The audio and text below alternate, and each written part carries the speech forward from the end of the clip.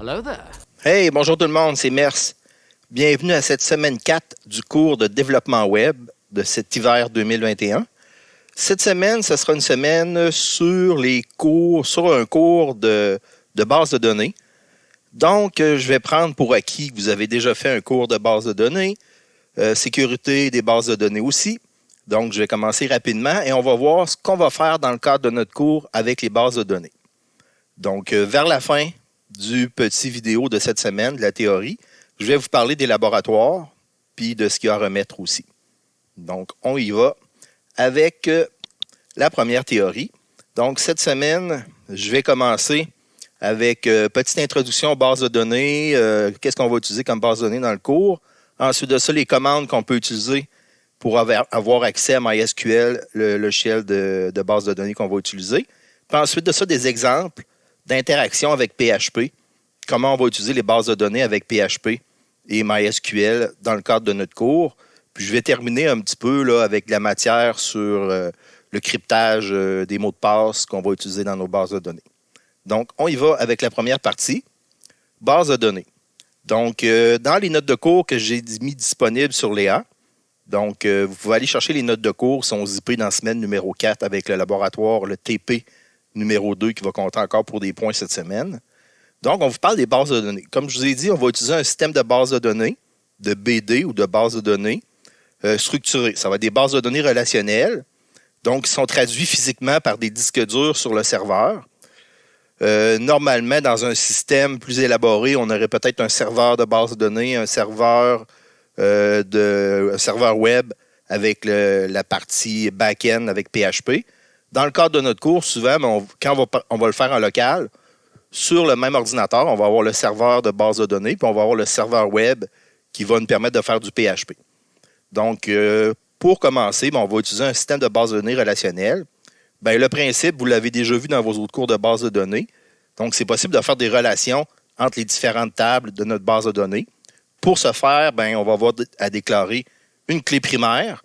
Souvent, dans une base de données, il y a un champ qui va être unique, qui va être seul. Donc, on va le déclarer comme clé primaire. Puis, dans une autre table, pour faire le lien entre les deux tables, on va se déclarer une clé étrangère.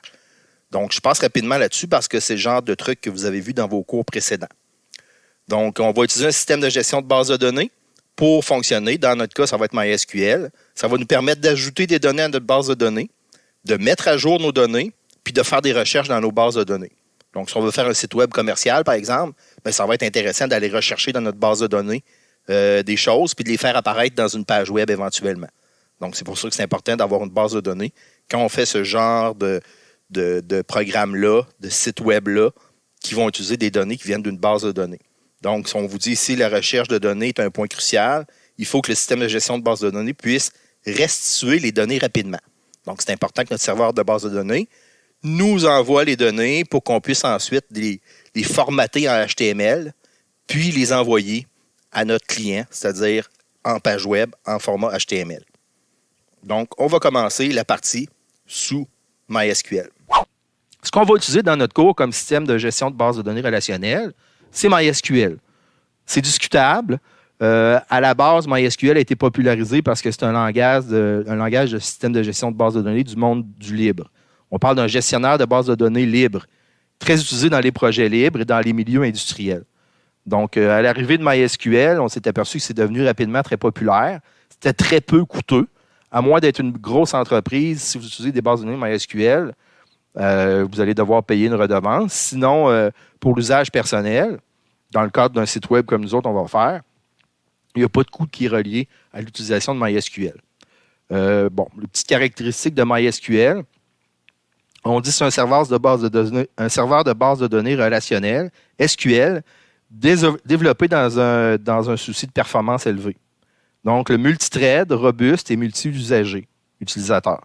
C'est un logiciel libre développé à double licence en fonction de l'utilisation que vous en faites, ce que je vous expliquais tout à l'heure. Les systèmes supportés, on vous parle d'un paquet de systèmes. On peut l'utiliser dans notre cas, nous autres, sous Linux. On peut l'utiliser aussi sous Windows. Donc, c'est possible de faire les deux. On peut utiliser aussi des langages de programmation pour avoir accès aux bases de données, comme le C, le C++, le C dièse, Delphi, etc. Ce qui nous intéresse, nous, c'est PHP. Dans le cadre de mon cours, je l'ai déjà fait avec Perl, mais là, maintenant, aujourd'hui, on le fait encore avec PHP. Donc, dans le cadre de notre cours, ça va être très utile avec nos pages en HTML et en PHP d'accéder aux bases de données MySQL. On parle de MySQL, c'est un des petits cousins de LAMP, c'est-à-dire pour Linux, on parle de Apache, MySQL, PHP. Il y a une grosse portion des sites web dans le monde qui sont créés avec ces trois petits cousins-là, c'est-à-dire Apache, MySQL et PHP. C'est ce qu'on va faire, nous, dans le cours. On utilise déjà Apache, on utilise déjà PHP, puis là, on va ajouter MySQL pour la partie base de données. Perfect. On parle de MySQL, qui était en fait le nom. C'est les deux inventeurs de MySQL. Bien, le nom MySQL vient d'une habitude à préfixer par My une grande partie de leur dossier. Tout leur dossier était donc, le nom de leur dossier commençait par MY. Puis, la fille de Michael Windows était nommée My aussi. Donc, c'était très utilisé. Puis, officiellement, MySQL, on le prononce MySQL en anglais, ce qui donne MySQL dans la phonétique française. On parle un petit peu de l'historique ici. Ça vous intéresse peut-être un petit peu moins. Savoir qu'il y a un paquet de versions de MySQL qui ont été développées. J'en ai utilisé plusieurs de ceux-là. J'attire votre attention ici, à peu près en 2007. MySQL a été racheté par son gros concurrent parce que MySQL a été racheté par Oracle. Oracle voyait vraiment là, sa part de marché baisser.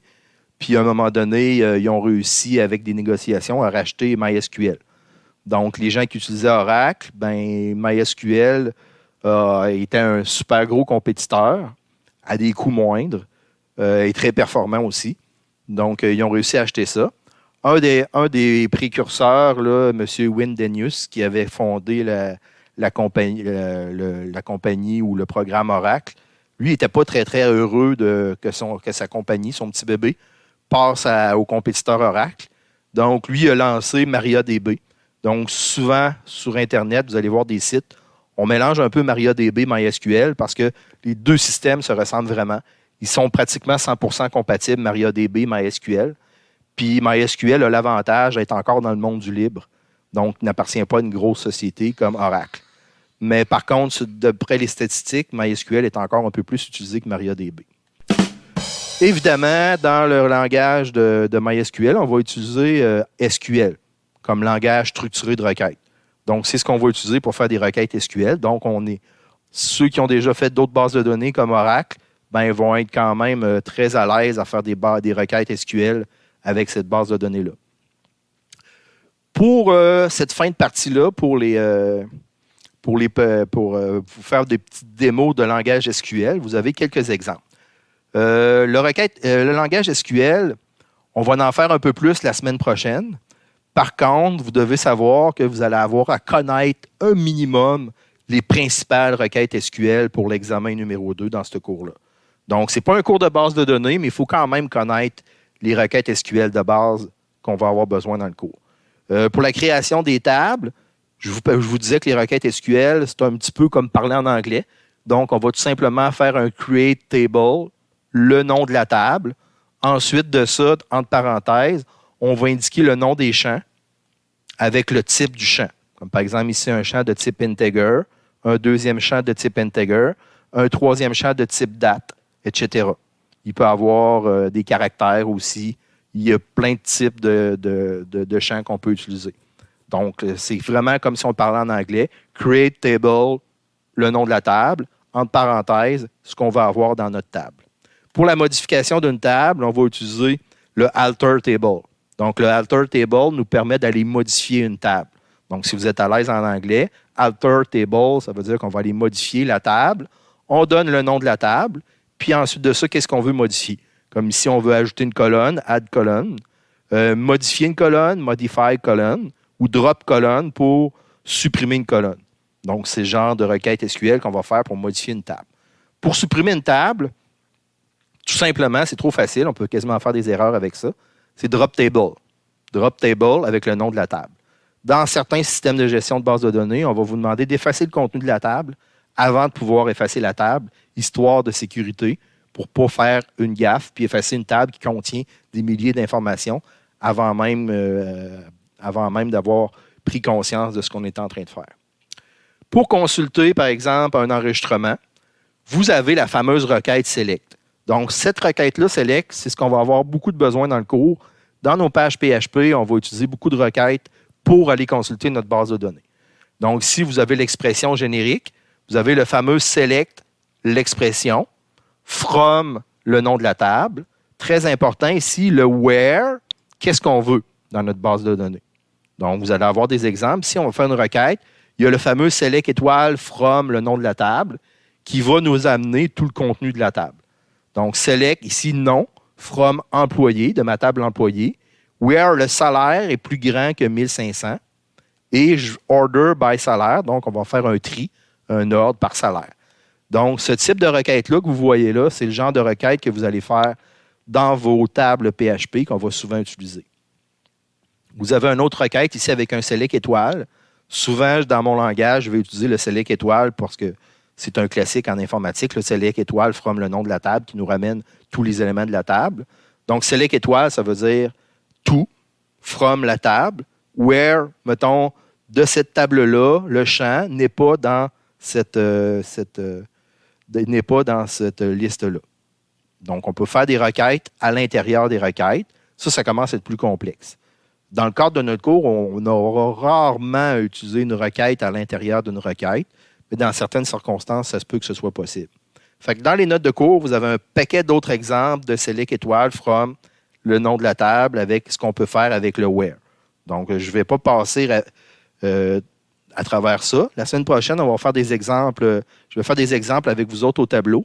Puis on va pouvoir, comme ça, vraiment, là, tranquillement, pas vite, assimiler le fait de faire des requêtes SQL. Vous avez des exemples concrets ici. Pour ajouter un enregistrement, un insert into dans la table employé.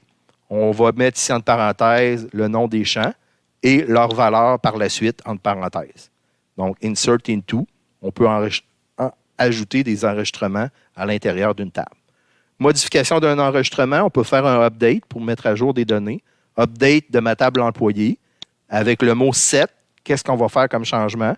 Mettons, service est égal à accueil à l'endroit où le nom est égal à Martin. Donc, si on trouve l'enregistrement Martin, on va changer le service dans lequel il travaille pour accueil. Donc, ça, c'est le genre de update qu'on va faire pour mettre à jour.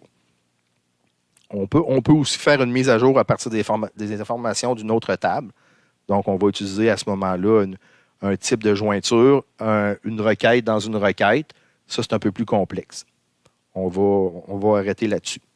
Pour supprimer un enregistrement, c'est tout simplement la commande delete from le nom de la table, where quelque chose, donc une condition. Dans ce cas ici, on regarde si le nom est égal à alpha, on va aller détruire cet enregistrement-là au complet, c'est-à-dire la ligne au complet. Tout va être détruit. Donc, j'ai passé rapidement sur les principes de SQL. Ce qu'on va faire maintenant, c'est qu'on va aller faire un exemple dans notre machine virtuelle sous Ubuntu. Je vais vous montrer comment on va utiliser MySQL dans Ubuntu pour commencer. On va commencer de façon non graphique. On va le faire en ligne de commande. Puis la semaine prochaine, on va voir un peu comment on peut insérer un peu de graphisme là-dedans. Ceux qui sont visuels comme moi, vous allez apprécier le fait qu'à partir de la semaine prochaine, on va voir comment utiliser notre base de données de manière un peu plus graphique. Moi, on va commencer par un MySQL en mode terminal. A few moments later. Dans cette deuxième partie du cours, nous allons voir l'aspect pratico-pratique là, dans une machine virtuelle d'Ubuntu. On va aller voir comment on va utiliser à la base MySQL. Donc, je vous ai fait une petite feuille que j'ai mise dans les notes de cours, les principales commandes dans un terminal qu'on peut faire avec MySQL.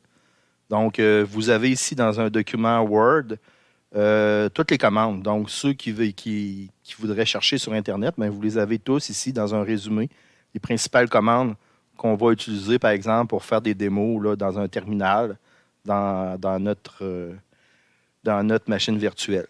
Donc, première des choses, il faut savoir comment peut-être redémarrer, arrêter, puis démarrer de toute façon notre système de gestion de base de données MySQL, puis comment s'y connecter. Évidemment, avant ça, il va falloir l'installer. Donc, si je regarde ici, je vais aller un petit peu à l'avance. Dans un laboratoire, je vais vous demander d'installer MySQL. Ça va tout simplement être la commande apt-get install MySQL-server. normalement, il devrait aller chercher la dernière version de MySQL dans un package, puis l'installer sur votre machine. Puis après avoir installé le package MySQL Server, on va vous demander d'installer un package PHP 7 avec votre numéro de version, ici, de MySQL, qui va permettre de faire l'interaction entre PHP et puis MySQL. Parce que MySQL peut fonctionner indépendamment de PHP. On peut installer MySQL comme un système de gestion de base de données sans avoir vraiment utilisé de langage de programmation comme tel. Dans notre cas, ça va être PHP pour commencer la session. Donc, c'est très important de mettre un mot de passe à l'installation si c'est possible. La session passée, si je ne me trompe pas, dans la nouvelle version de MySQL, il ne nous demandait pas à l'installation de mettre un mot de passe administrateur.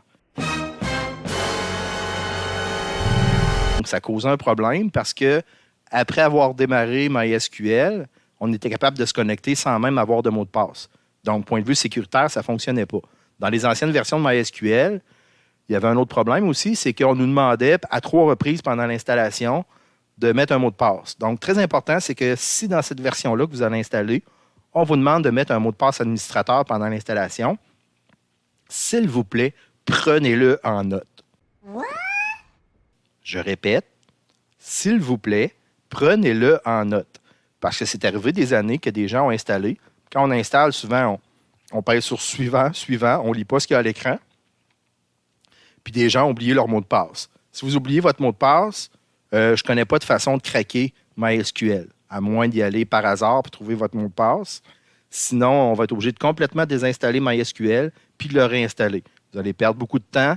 Vous savez que l'installation, c'est pas très, très long.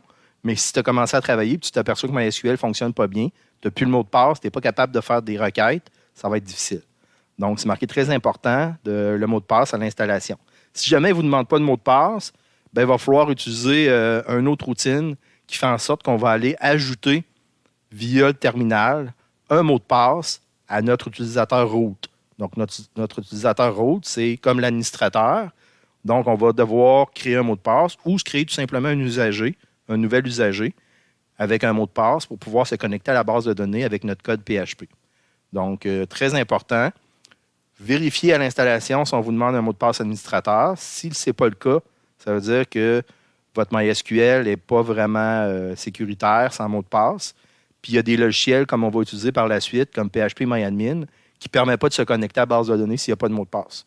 Ce n'est pas assez sécuritaire. Donc, très important à l'installation. Vérifiez s'il va vous demander un mot de passe. Le prendre en note pour ne pas l'oublier. Sinon, je ne peux pas vous aider plus que ça. Sinon, s'il vous demande le mot de passe, prenez-le en note. Sinon, à la fin, ben, dans mon laboratoire numéro 7, on va vous indiquer comment faire pour ajouter un mot de passe à l'usager root, puis ensuite de ça, pour le mettre en application pour que ça fonctionne. Donc, ce que vous voyez à l'écran, là, c'est dans le laboratoire numéro 7. Ça va venir d'ici 2-3 semaines. Quand vous allez faire le laboratoire numéro 7, vous allez avoir toutes ces informations-là dans le laboratoire. Donc, on y va avec le petit exemple. Je m'en vais dans ma machine virtuelle Ubuntu.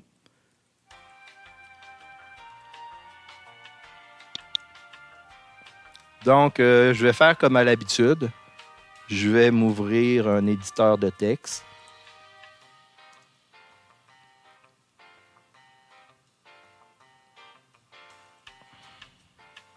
Ensuite de ça, je vais m'ouvrir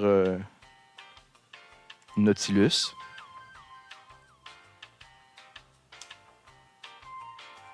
En passant, j'ouvre un Nautilus par habitude et un éditeur de texte par habitude. Mais pour ce qu'on va faire comme cours aujourd'hui, on n'aura pas vraiment besoin de Nautilus. On va y aller en mode terminal. Donc, je vais m'ouvrir un nouveau terminal. Je vais le mettre en plein milieu de mon écran. Je vais l'agrandir un petit peu pour qu'on voit un petit peu mieux. Donc, ce que je vais faire ici, bien, normalement, je devrais faire directement dans le terminal un sudo install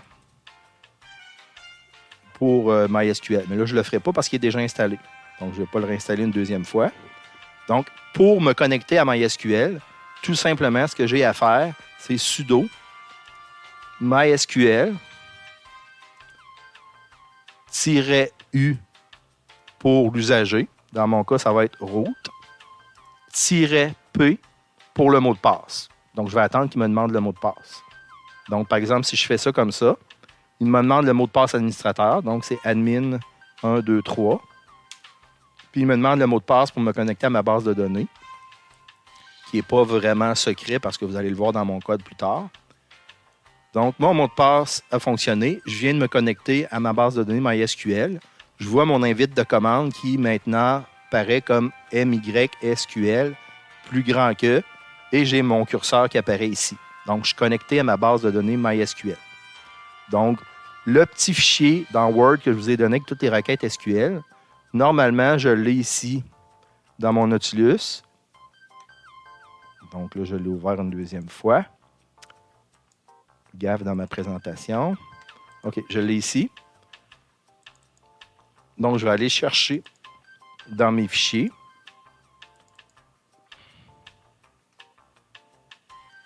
Donc, je devrais avoir un fichier requête.txt. Requête MySQL terminal.txt. Je vais l'ouvrir ici. Donc, je vais avoir toutes mes requêtes que je peux faire. Donc là, j'ai démarré mon MySQL. Deuxième requête que je peux faire, je peux aller voir mes tables. Donc, si je viens dans mon terminal ici, c'est pas le bon terminal. Ici, je peux coller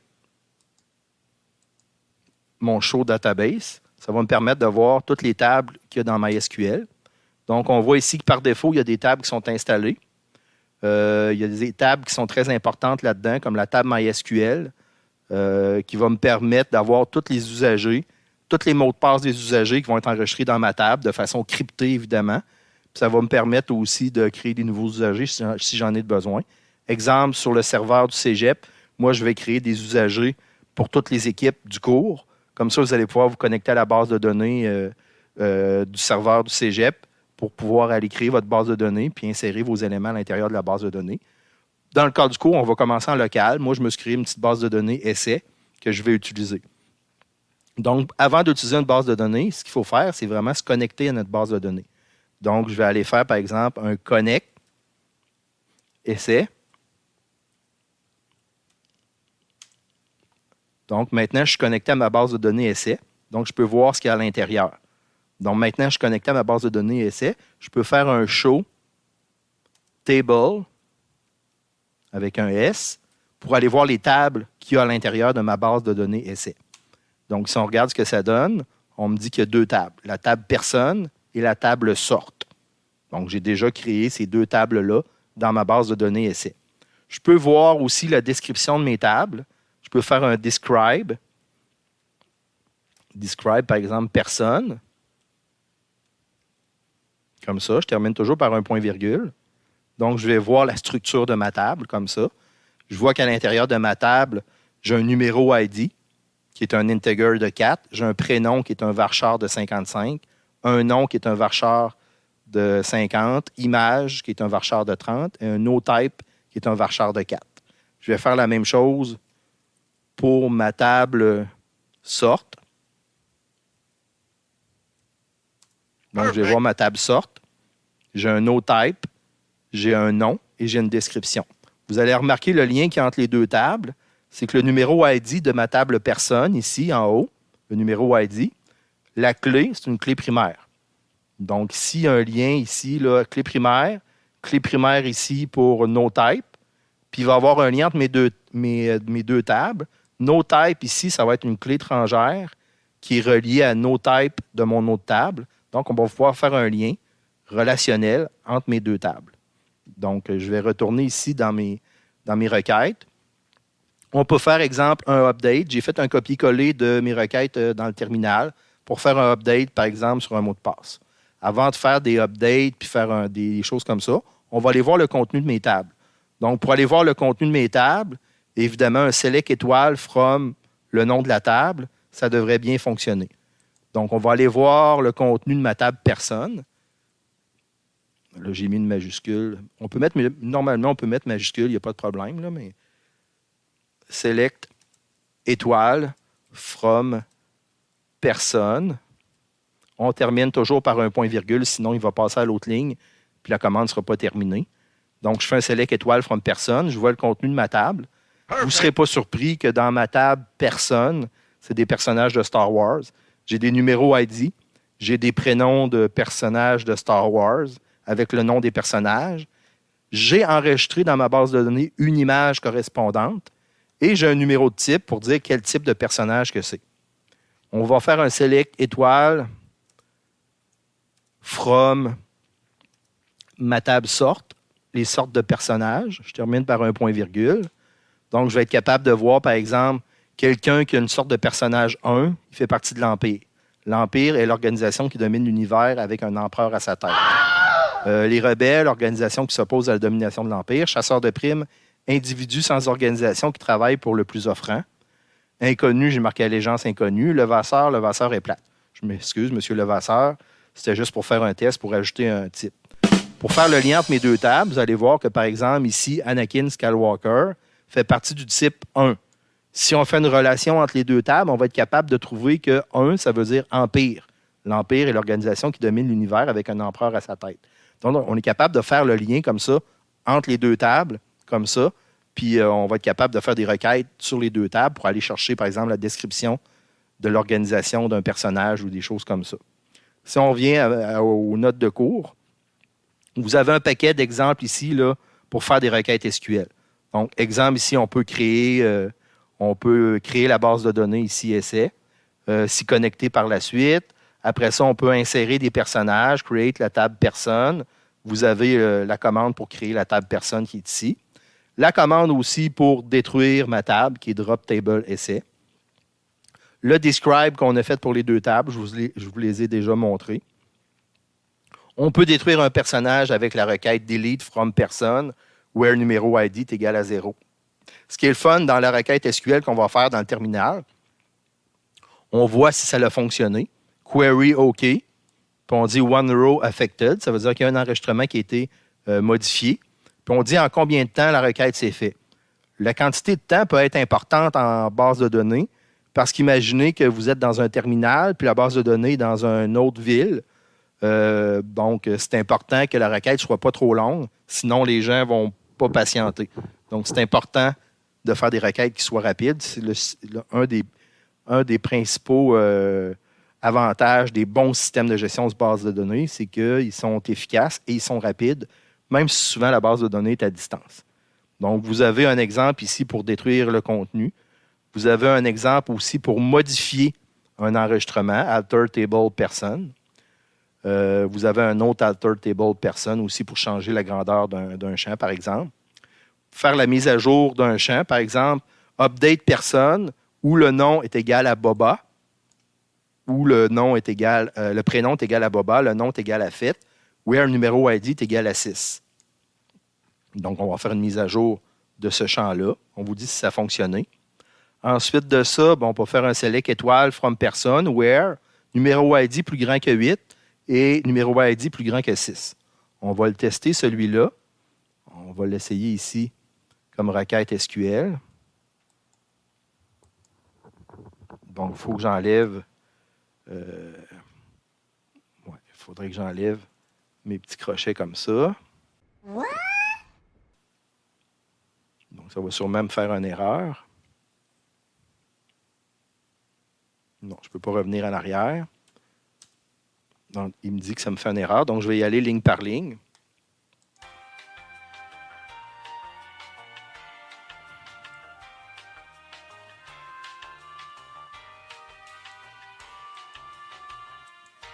Select étoile from person. Regardez ce qui arrive si je fais un Enter sur mon ordinateur, un Entrée. Il change de ligne. Fait que là, il ne fallait pas que je tape le petit tiret plus grand que. Je reviens ici. Je vais faire mon where numéro ID est plus petit que 8 et plus grand que 6. Ensuite de ça, je vais mettre un ordre order by prénom. Puis je vais terminer par un point-virgule. Donc, c'est peut-être une bonne chose que j'ai fait l'erreur. Ça vous permet d'éviter peut-être de faire cette erreur-là. Donc, il va nous sortir comme résultat, il n'y en a aucun. Donc, plus petit que 8 et plus grand que 6, c'est vrai qu'il n'y a pas de no-type numéro ID. Non, qui est entre les deux.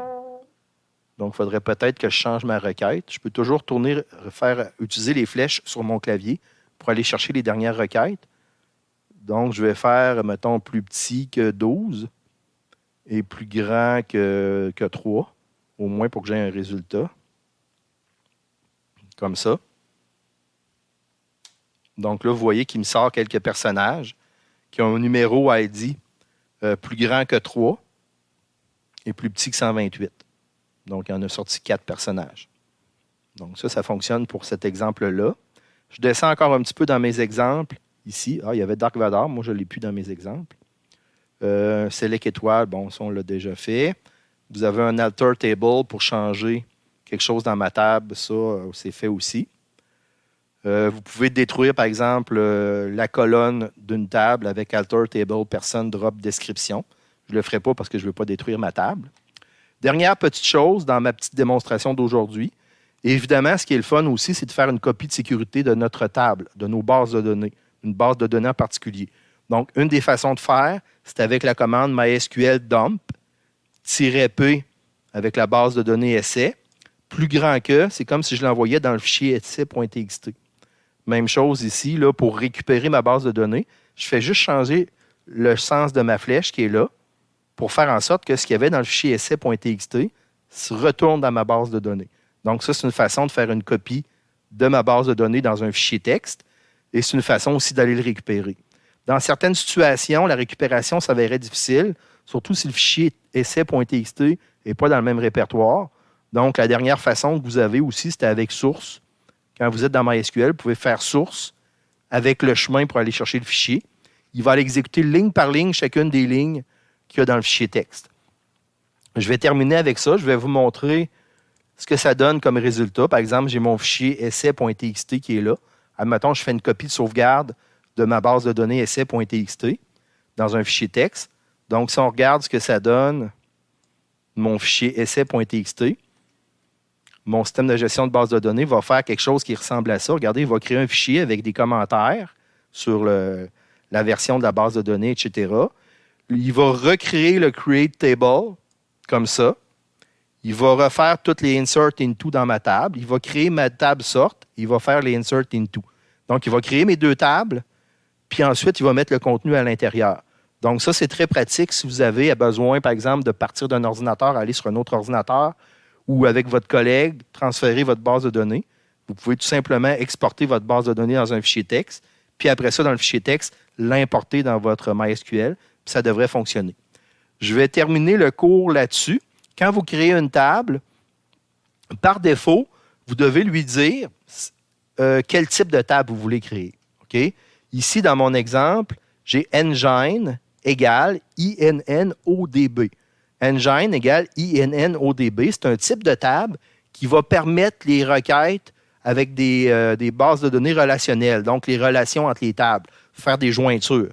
Donc, très important, si vous prévoyez utiliser la base de données relationnelle avec des jointures entre les deux tables, c'est ce que je vous suggère de faire, c'est qu'à la fin, quand vous faites un create table, à la fin de la parenthèse, ajoutez le petit engine égal. Il y a plusieurs types de bases de données. Si vous oubliez de faire le engine égal INNODB, il va créer une table de type MyISAM. MyISAM, c'est un type de table qui ne permet pas de faire des requêtes entre les tables. Donc, qui ne permet pas de faire des relations, de créer des bases de données avec une clé étrangère, clé primaire, et de créer des relations entre les tables. Donc, par défaut, vous devriez toujours prendre l'habitude d'utiliser engine égale INNODB. J'insiste là-dessus. C'est sûr et certain qu'à l'examen numéro 2, je vais poser une question là-dessus. Donc, si je reviens à mon fichier que j'ai mis avec les requêtes SQL, attendez un petit peu ici, regardez ce que j'ai fait en bas. Ici, dans mon create table person, j'ai mis en jaune type égale INNODB pour attirer votre attention là-dessus.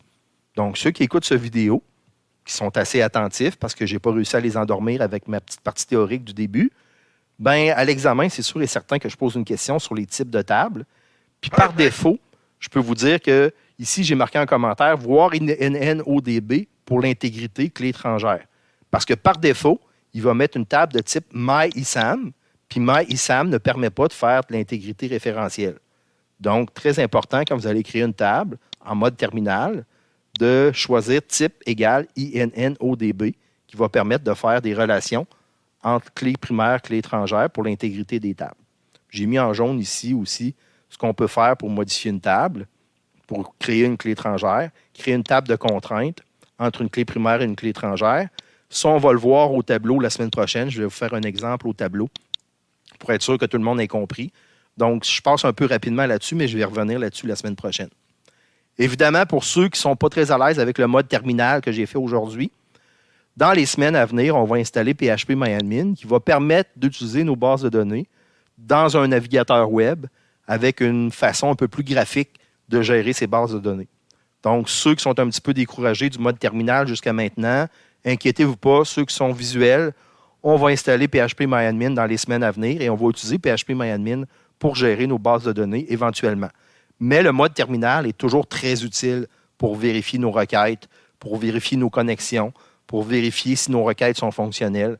Donc, je vais revenir à l'occasion sur le mode terminal pour vérifier, voir si nos requêtes sont bonnes et s'ils n'ont pas d'erreur à l'intérieur.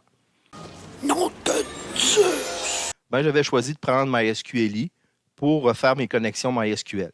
Donc, dans les notes de cours, vous regarderez dans ce document-là, notes de cours MySQL et PHP version étudiante, vous allez voir qu'il y a plus de matériel. Donc, vous allez avoir plus d'exemples comment vous connecter à la base de données. Et je vais vous fournir aussi le code que j'utilise pour faire mes exemples dans ma machine virtuelle Ubuntu. Donc, ce que vous devriez avoir à faire en laboratoire. Comme à l'habitude, je vous invite fortement à aller voir le code que je vous fournis. Normalement, mon code est fonctionnel. Je l'utilise, moi, sur ma version de machine virtuelle Ubuntu, puis ça fonctionne. On est connecté à la base de données. Donc, on avait vu comment se connecter à la base de données. Il y a deux façons de le faire. Il y a la façon avec le new, puis MySQLi Connect aussi. Donc, il y a deux façons. On va voir dans mes notes de cours. Je vais utiliser peut-être les deux façons pour vous montrer comment vous connecter. Donc, si vous faites une recherche dans Google pour voir comment vous connecter à MySQLi, il y a deux façons que vous allez trouver là, dans la documentation pour vous connecter. Donc, dans les exemples de notes de cours que j'ai ici, vous avez le new MySQLi.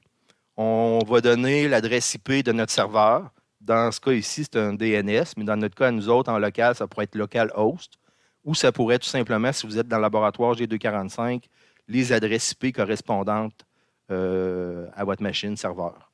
Ensuite de ça, le nom d'usager. Ensuite de ça, le mot de passe, si vous avez réussi à bien installer un mot de passe. Dans ce cas ici, nous autres, ça va probablement être root avec le mot de passe que vous allez avoir choisi. Puis ensuite de ça, pour s'y connecter, mais ça prend le nom de la base de données que vous avez créée. Donc, avant tout, il faut se créer une base de données avant de pouvoir se connecter, bien sûr. Ensuite de ça, vous allez tout simplement envoyer une requête SQL à votre base de données. Donc, ici, le signe de $MySQLi va contenir vraiment toutes les informations, le pointeur vers la connexion. Si la connexion a fonctionné, donc on réutilise ici MySQLi, puis on envoie, dans résulte, le résultat de notre requête SQL qui est query ici. On a un select, mettons, bonjour, cher utilisateur MySQL, tatata. Ensuite de ça, on va tout simplement, avec un fetch associate, aller chercher les résultats, puis les mettre dans row. Puis ensuite de ça, on va faire afficher les résultats. Donc, ça, c'est une façon très simple de le faire. Vous allez voir, fiez-vous plus à mes notes de cours pour voir comment on va le faire. Donc, je descends un petit peu plus bas. On a rajouté ici de la documentation que j'ai été chercher sur différents sites web. On dit, MySQLi permet de communiquer avec une base de données MySQL. Pourquoi on utilise MySQLi? C'est une question de goût. Si vous n'êtes pas à l'aise avec la programmation orientée objet, MySQLi, on va moins utiliser la programmation objet. On va moins faire de prepare pour préparer notre requête SQL. Donc, c'est pour ça que j'ai choisi de faire la façon MySQLi au lieu d'utiliser la façon PDO pour se connecter à notre base de données. Donc, on va suivre un petit peu le tutoriel. On va regarder rapidement ces notes de cours-là. Je vous invite à les consulter de façon peut-être plus précise si vous voulez vraiment là, vous habituer à la façon de se connecter. Mais je vais surtout faire des exemples avec vous autres pour vous montrer comment ça fonctionne. On va essayer de comprendre ces exemples-là. C'est ça le plus important. Bon, pour se connecter, bien évidemment, là, il y a la façon MySQLi Connect. On avait vu dans les notes de cours un petit peu plus haut qu'il y avait la façon là, MySQLi New. Ensuite de ça, bien là, vous pouvez utiliser la façon MySQLi Connect comme ça. C'est la même façon, c'est les mêmes paramètres qu'on va passer. L'adresse IP du serveur ou le DNS. Le nom d'utilisateur, dans notre cas, ça va être root. Le mot de passe que vous allez avoir désigné. Très important, encore une fois, je le répète, comme si on était à la maternelle, de le prendre en note. Puis ensuite, le nom de notre base de données. Donc, on va mettre ça dans des variables qui correspondent aux variables où sont stockées les informations de la base de données. Donc, très important, le signe de $BDD ici va contenir les informations pour se connecter à la base de données. Ensuite de ça, bien, on a la définition de chacun des éléments qu'on passe en paramètres. On peut tester la connexion, on peut le mettre dans un if. Donc, je vous suggère fortement peut-être de mettre votre connexion dans un if. Si la connexion fonctionne, ça va retourner true. On va rentrer dans le if. Sinon, on va peut-être pouvoir afficher un message d'erreur s'il y a un problème de connexion. Donc, mettre sa connexion dans un if avec un else, ça serait vraiment une bonne idée, comme c'est dans les notes de cours ici, pour voir si ça réussit ou pas réussi la connexion. On vous conseille de mettre le code dans un fichier connexion sql.php. Pour le projet, je vais insister fortement là-dessus. Donc, pour ne pas avoir, si mettons vous avez 8 fichiers qui ont besoin de se connecter à la base de données, au lieu de faire un copier-coller 8 fois de la connexion, bien, ça serait une bonne idée de mettre sa connexion dans un fichier externe. Puis quand on a besoin de se connecter à la base de données, tout simplement faire comme on a fait dans l'examen 1, un include du fichier de connexion. Donc, à ce moment-là, si les paramètres de la connexion changent, vous allez tout simplement avoir à les changer à un endroit, dans le fichier connexion.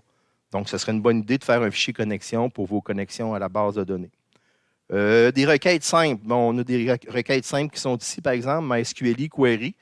Puis, on envoie la requête là-dedans, le résultat de la variable. On va envoyer ça dans le résultat, puis on va l'utiliser par la suite. Donc, vous pouvez faire ça sur une ligne. MySQLi Query, tout simplement avec le lien vers la base de données, puis ensuite de ça, avec la requête SQL. Un fameux select étoile from le nom de la base de données. C'est une requête assez simple qui va aller chercher tout le contenu de votre table. Donc, ça, c'est une requête simple. Vous allez voir dans mes exemples, moi, je vais le mettre sur 2 lignes. Ça va nous permettre de tester si notre requête SQL a des erreurs. Donc, ça va être une bonne habitude à prendre. Au lieu de faire comme on voit dans l'exemple qui est ici, de mettre ça sur une ligne, vous allez voir que moi, dans mes exemples, je vais séparer ça en 2 lignes. Je vais mettre ma requête SQL dans une variable, comme si c'était du texte, une string, une chaîne de caractères. Puis ensuite de ça, bien, tout ce que je vais faire, c'est que sur l'autre ligne, je vais faire ma requête MySQLi Query. Et voilà, c'est la requête qui est assez simple comme ça.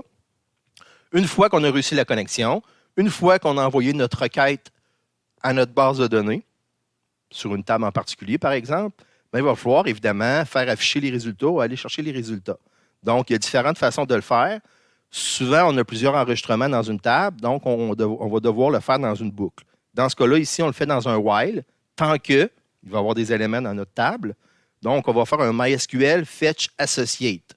Donc, on va être capable d'aller chercher tous les résultats à l'aide de signe de $résultat, qui est une variable qu'on s'est créée, dans laquelle on a envoyé ici le résultat de notre requête. Donc, c'est un pointeur qui va pointer en mémoire vers les résultats de notre requête. À ce moment-là, on va faire une boucle while qui nous permet, avec un MySQLi fetch associate, d'aller chercher tout le contenu. Donc, je vais aller chercher le contenu, je vais mettre un changement de ligne entre les résultats pour que ce soit plus clair, puis on fait afficher tout simplement le contenu. Quand on va chercher signe de $donné, entre crochets, on met l'identifiant de la colonne de notre table. Donc ici, je ne l'ai pas inventé, le ID et le pseudo, c'est vraiment le nom des colonnes que j'ai dans ma table. Je le répète une deuxième fois. Ce que je mets entre crochets ici, c'est vraiment l'identifiant des colonnes que j'ai dans ma table, dans ma vraie table, dans MySQL. Donc, c'est très important de comprendre ce qui est entre crochets ici. C'est vraiment le nom des colonnes. Donc, à ce moment-là, on va chercher les données. Donc, on peut le faire. Vous avez un autre exemple ici. On va ajouter qu'on libère la mémoire avec un MySQLi free result, le résultat de notre association. Donc, on va libérer la mémoire après avoir utilisé ce qu'il y avait dans la base de données. Donc, on nous indique que c'est un petit peu mieux comme ça. Donc, on fait un petit résumé de toutes les choses qu'on doit faire avec toutes les lignes qu'on doit faire ici. Ensuite de ça, vous avez sur les requêtes préparées, qu'on va utiliser un petit peu plus avec PDO. Donc, je vais passer rapidement là-dessus parce qu'on ne va pas utiliser vraiment PDO avec des requêtes préparées. Mais si vous allez chercher quelque chose sur Internet, Souvent, on va utiliser les requêtes préparées pour faire les requêtes à notre base de données. Mais en tout cas, si vous voulez voir plus d'informations là-dessus, j'ai quand même mis les informations qui pourraient vous aider à comprendre comment faire une requête préparée. Puis, à un moment donné, dans notre code, on envoie tout simplement la requête de façon indépendante. Donc, ça ressemble un petit peu à ça. Je passe rapidement sur les notes de cours. On va aller vraiment faire les exemples. Peut-être un petit arrêt ici. Il y a le MySQL Numero qui permet d'aller chercher le nombre d'enregistrements qui est résultant de la requête SQL. Donc, ça peut être intéressant de savoir, y a-tu retourné 8 enregistrements ou il y en a retourné 125? Ça peut être cool de savoir combien d'enregistrements ont été récupérés avec la requête SQL que vous avez fait. Donc, on vous parle encore une fois des requêtes préparées. Donc, j'ai passé rapidement sur la dernière partie parce que dans mes exemples, je ne vais pas faire des requêtes préparées pour ce qu'on a besoin pour aujourd'hui. Donc, ce qu'on va faire, c'est que je vais aller dans ma machine virtuelle et on va vraiment aller faire des exemples. Donc, si je vais dans ma machine virtuelle, je vais passer en mode plein écran. Je vais me connecter.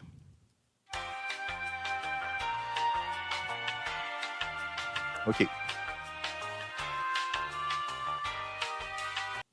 Donc, je vais faire un petit peu de ménage ici. Normalement, j'ai un terminal en quelque part ici. Donc, si vous êtes capable de voir, je sais que c'est un petit peu petit, mais je vais tout simplement me connecter à ma base de données MySQL. Donc, je vais faire un sudo MySQL-U. Mon nom d'usager, c'est root. Ensuite de ça, -P pour mon mot de passe. Donc, je fais Enter. Il me demande mon mot de passe administrateur.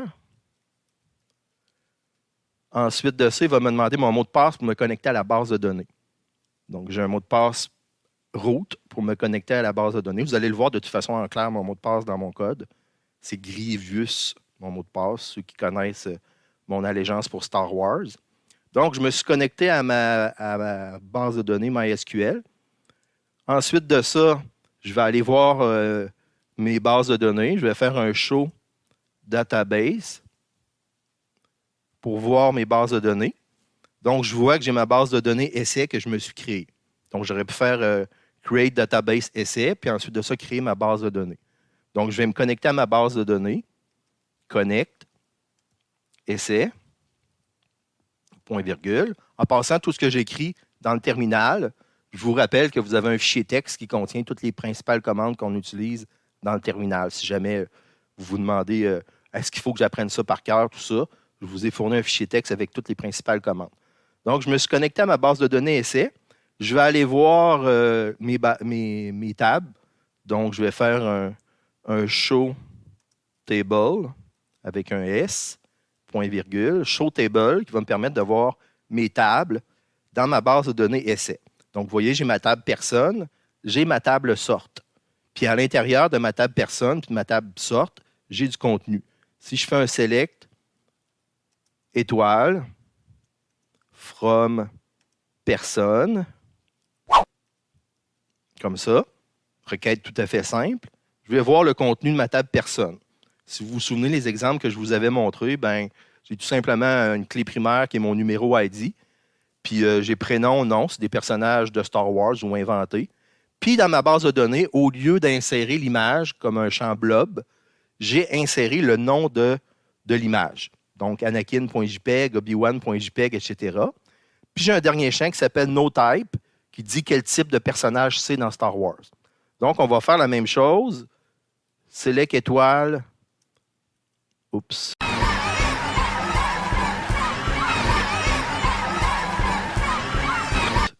From sorte pour aller voir les sortes de personnages.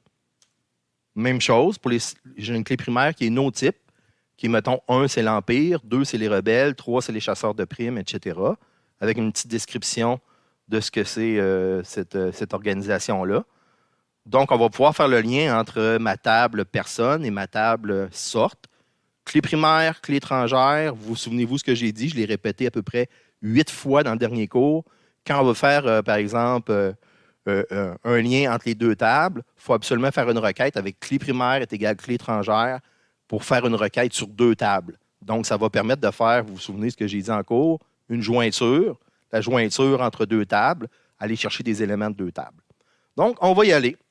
On va y aller vraiment avec les exemples concrets. Maintenant qu'on a notre MySQL installé, on a aussi une table essai qui existe avec une table sorte, une table personne dans une base de données qui s'appelle essai. Donc, si on va regarder mon code, mon premier code, je vais aller le chercher. Bon, j'ai mon éditeur ici. Bon, si vous regardez ici, là, à la base de ma racine de mon serveur web, MERS, j'ai un dossier qui s'appelle PHP, dans lequel j'ai mis tous mes exercices. Dans mes exercices, j'ai tous mes exercices pour me connecter à la base de données. Donc, on va en regarder quelques-uns. Donc, j'ai mon intro. Je dois trouver mon fichier intro HTML qui est ici.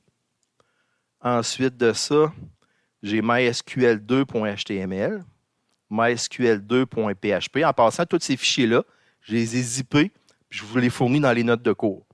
mysql3.html, mysql3.php, mysql4, ensuite de ça, .php, mysql5, ensuite de ça, tous mes petits fichiers avec un temps d'attente pour m'envoyer un courriel. Bon, ça y est, tous mes fichiers sont ouverts. Donc, on va aller voir le premier fichier. Donc, le premier fichier, ce n'est pas un fichier PHP, il y a seulement du HTML. C'est tout simplement un fichier avec des liens vers les pages qui vont s'en venir. Donc, exemple, vous avez un href vers ma page pour créer un personnage. Vous avez un href vers voir les personnages. Vous avez un href pour créer un personnage. Vous avez un href pour voir les sortes de personnages. Vous avez un href vers rechercher un personnage, faire une recherche dans la base de données. Vous avez un autre lien pour mettre à jour un personnage. Donc, j'ai essayé de faire un petit peu les trois principales choses qu'on va faire dans notre base de données, c'est-à-dire insérer quelque chose dans la base de données, aller lire la base de données. Ensuite de ça, tout simplement là, faire une recherche dans notre base de données. Puis ensuite de ça, faire une mise à jour dans notre base de données. Donc, je touche aux trois éléments principaux qu'on va avoir à faire dans une base de données. Donc, ça, c'est le premier fichier. Si on regarde le résultat ici, dans mon navigateur, donc, si je vais voir, il faut que je retrouve le lien. A few moments later. Intro MySQL qui est là. Donc, c'est cette page-là. Donc, il n'y a pas de PHP là-dedans, il y a juste des liens vers les pages suivantes. Donc, on va aller, par exemple, pour le premier élément, on va aller, par exemple, cliquer sur « Créer un personnage ».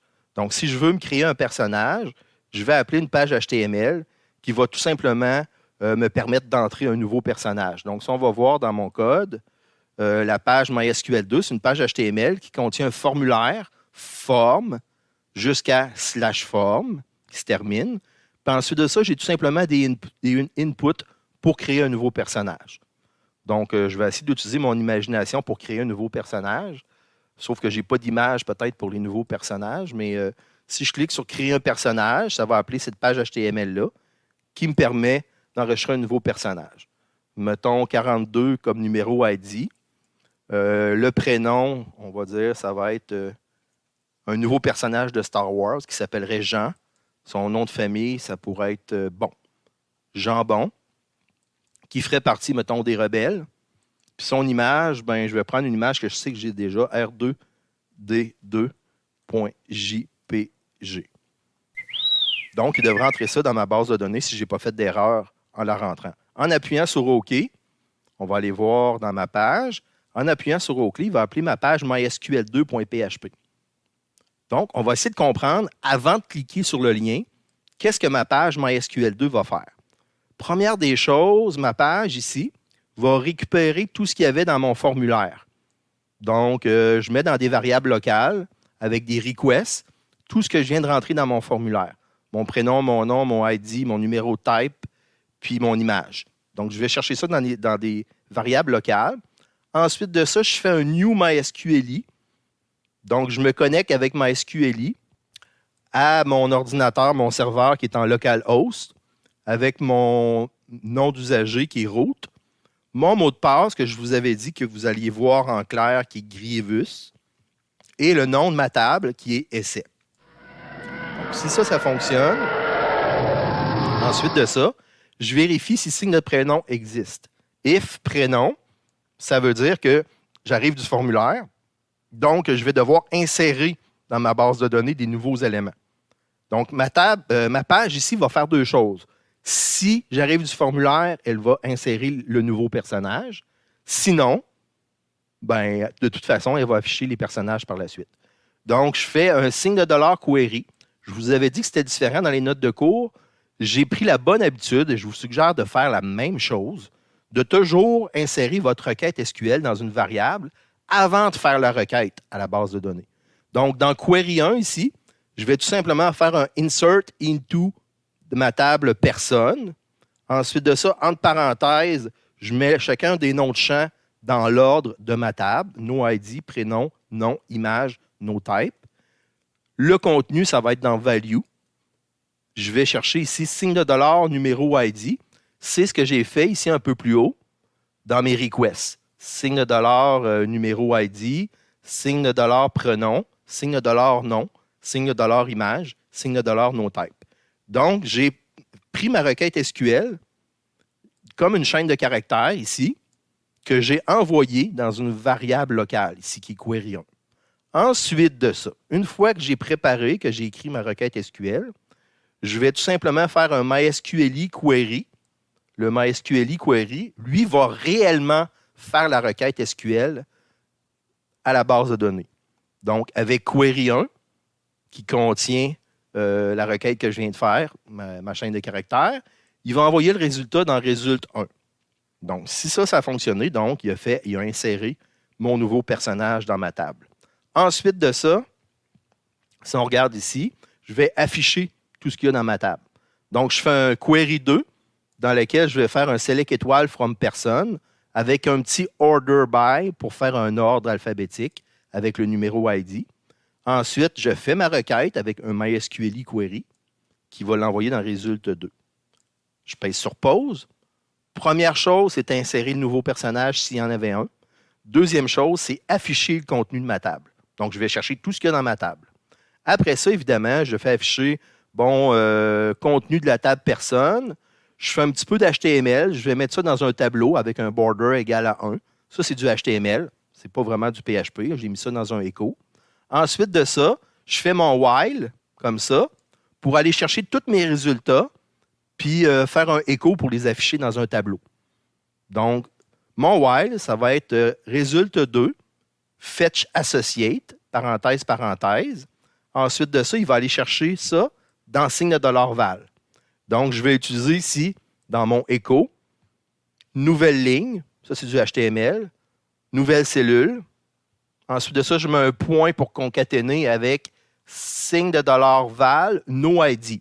Je pèse sur pause. Numéro ID, c'est le nom de ma colonne pour de vrai dans ma table. Ce n'est pas un nom que j'ai inventé, c'est le vrai nom de colonne pour no ID dans ma table. Même chose, après ça, je fais un changement de cellule. Je fais tout ça avec des petits points pour concaténer. Ensuite de ça, je vais chercher le prénom. Je vais chercher le nom.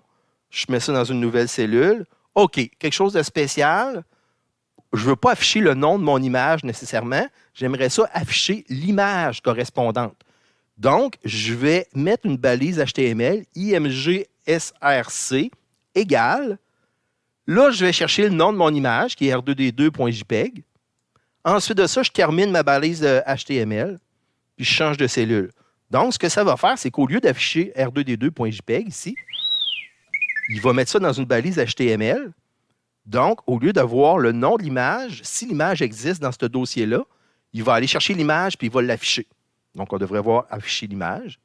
Puis ensuite de ça, une fois que j'ai fait ma boucle pour chacun de mes éléments, je fais un echo /table pour terminer mon HTML.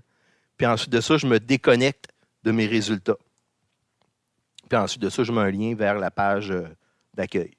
Donc, si on regarde le résultat de ça, avant, pour vous le montrer, si vous regardez, je vais faire un petit select étoile.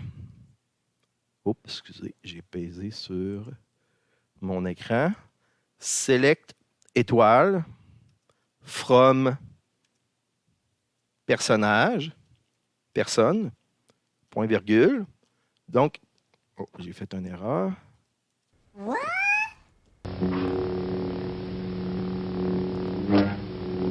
R-S-O-N-N-E. Donc, on voit ici. OK, donc, jambon, il n'est pas dans ma table présentement. Donc, ce que je vais aller faire dans mon navigateur ici, je vais appuyer sur OK, voir si l'insertion va fonctionner. On se croise les doigts.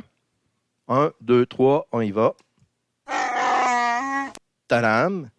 Si l'insertion a fonctionné, on devrait voir un nouveau personnage ici qui s'appelle Jambon, numéro 42, avec l'image de R2D2.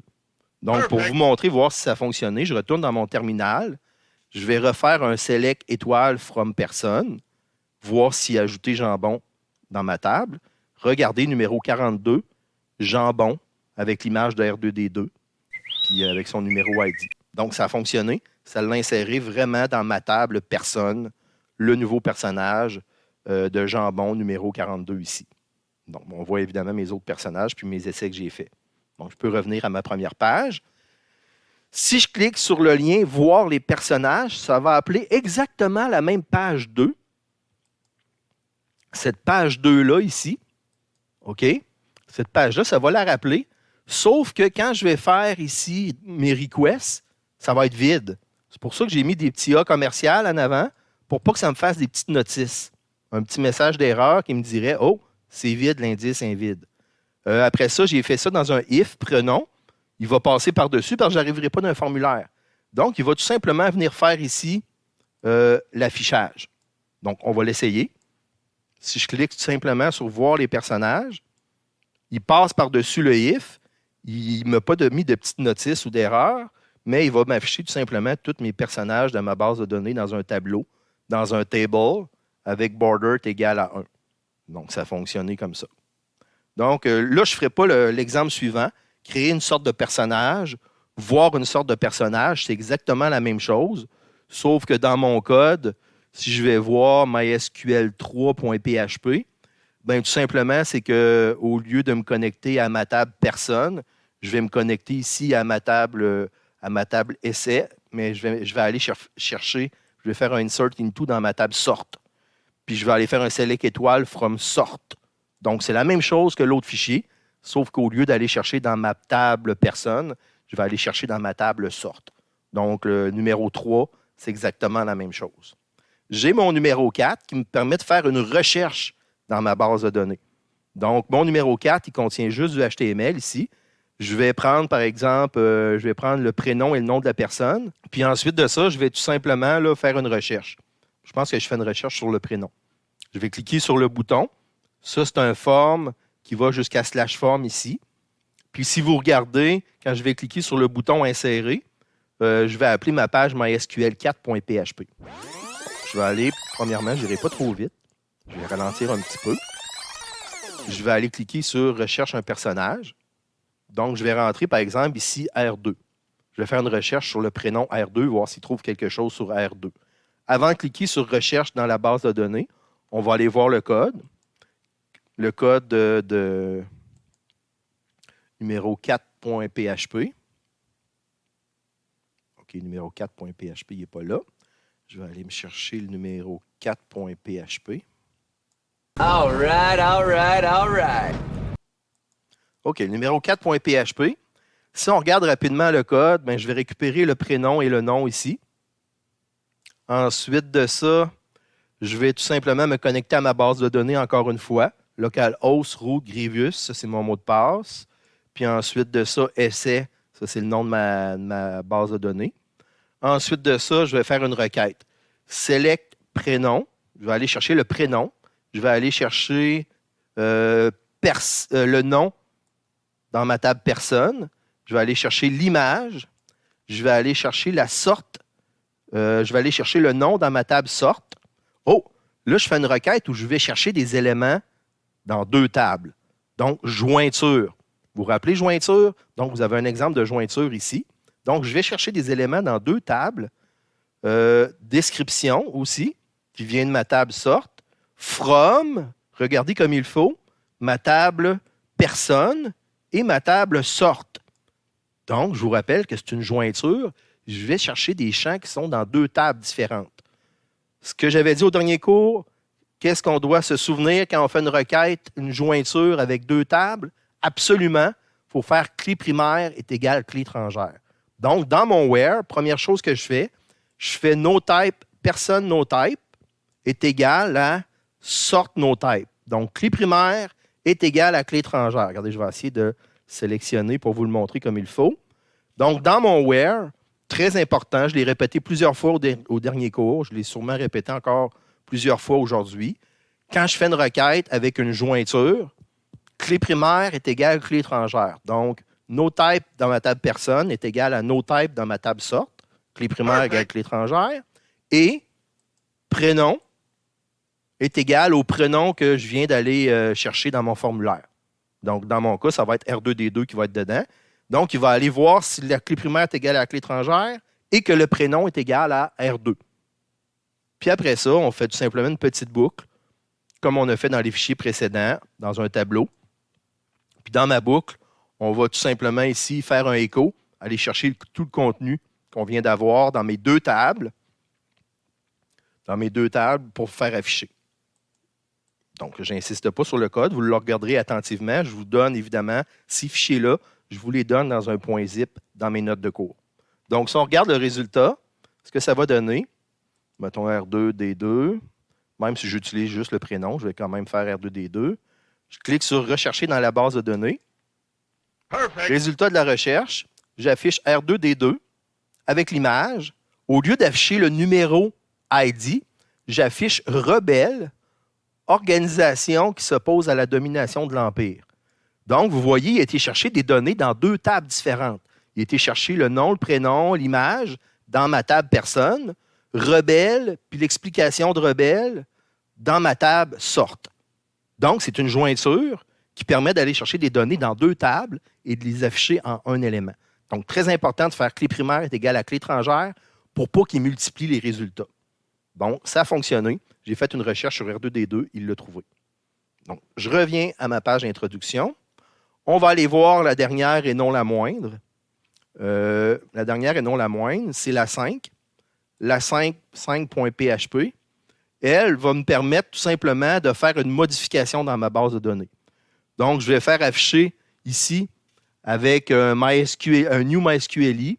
Je me connecte à ma base de données. Remarquez, j'ai rajouté un OR die qu'on n'avait pas vu dans les autres fichiers qui me permet de dire impossible de se connecter à la base de données. Ensuite de ça, je fais un select étoile from person, where numéro ID est égal à ça ici. Je fais la requête, je vais chercher le contenu, puis je les affiche dans un input. Donc, si vous regardez dans mon MySQLi fetch array ici, je vais aller chercher ce que j'ai trouvé comme résultat, puis je l'affiche dans un input. Donc, le ID, je ne l'afficherai pas, je vais le mettre dans un champ hidden pour qu'il soit caché, pour pas que je change le ID. Mais je vais aller chercher le prénom, le nom, l'image, no type. Je vais les faire afficher dans un input. Donc, je vais comme créer un formulaire, puis je vais afficher le résultat de ma base de données dans un formulaire pour pouvoir faire une modification par la suite. Donc, on regarde ce que ça donne en concret. Si je vais sur mettre à jour un personnage, dans ma page MySQL 5.php, j'affiche tous mes personnages, regardez, dans des inputs, c'est-à-dire dans un formulaire. Donc, ici, là, je peux cliquer et voir tous mes personnages apparaître dans un formulaire. J'ai fait une boucle. Donc, il y a autant de formulaires qu'il y a de personnages. Donc, dans ce cas-là, j'ai créé un formulaire pour ici Anakin Skywalker. J'ai recommencé la boucle. J'ai créé un formulaire pour Obi-Wan. J'ai créé un nouveau formulaire pour R2D2. Donc, j'ai un formulaire par personnage. Ceux qui ne comprennent pas ce que je suis en train de dire, si on retourne voir le code, il est là. Donc, si on regarde ici dans ma boucle, ici, quand je rentre dans ma boucle, ici, contenu de la table, je crée un formulaire forme. Je vais chercher le résultat. C'est juste un seul formulaire. Mais de toute façon, je ne l'utilise pas comme un formulaire.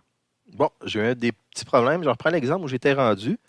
Donc, si je clique ici, par exemple, pour modifier Monster Inc., le gros 9, je clique tout simplement, je vais prendre la méthode simple. Je vais aller à la page numéro 55.php pour modifier. Donc, j'affiche dans un formulaire ici le contenu de ce que j'ai été chercher. Donc, ça ici, ça crée un formulaire. Donc, quand je vais cliquer sur mise à jour, je vais appeler ma page MySQL 555, puis je vais lui passer en paramètre ce qu'il y a dans le formulaire, donc les données qui sont là. Donc, si par exemple, si je change 99 par, mettons, 7777, en cliquant sur mise à jour, ben, ce qu'il va faire, c'est qu'il va aller faire la mise à jour qu'il y a dans le fichier 555 ici.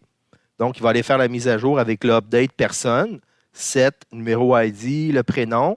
Donc, je vais aller écraser, même si je n'ai pas changé le nom ou le prénom ou le numéro ID, lui qui est un champ caché, l'image, même si je ne les ai pas modifiés dans le formulaire, je vais venir écraser l'ancien Monster Inc.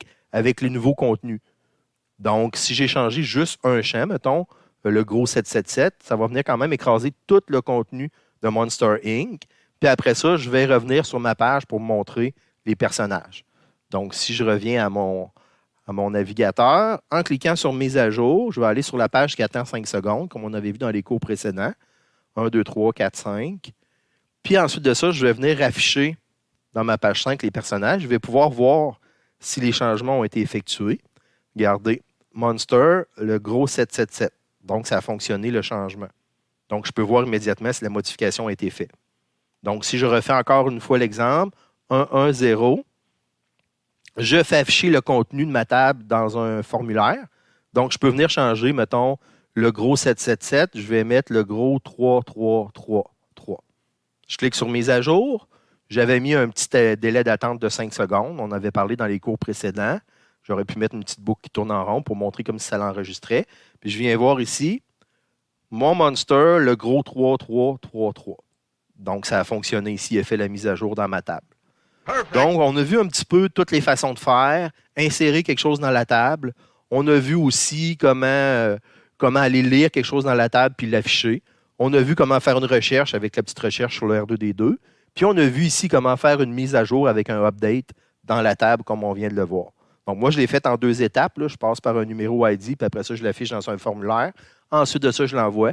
Mais vous auriez pu mettre un petit bouton, là, souvent dans les sites web commerciaux. On va mettre dans chacun petit formulaire qui est là, un petit bouton comme mettre à jour ou supprimer ou quelque chose comme ça.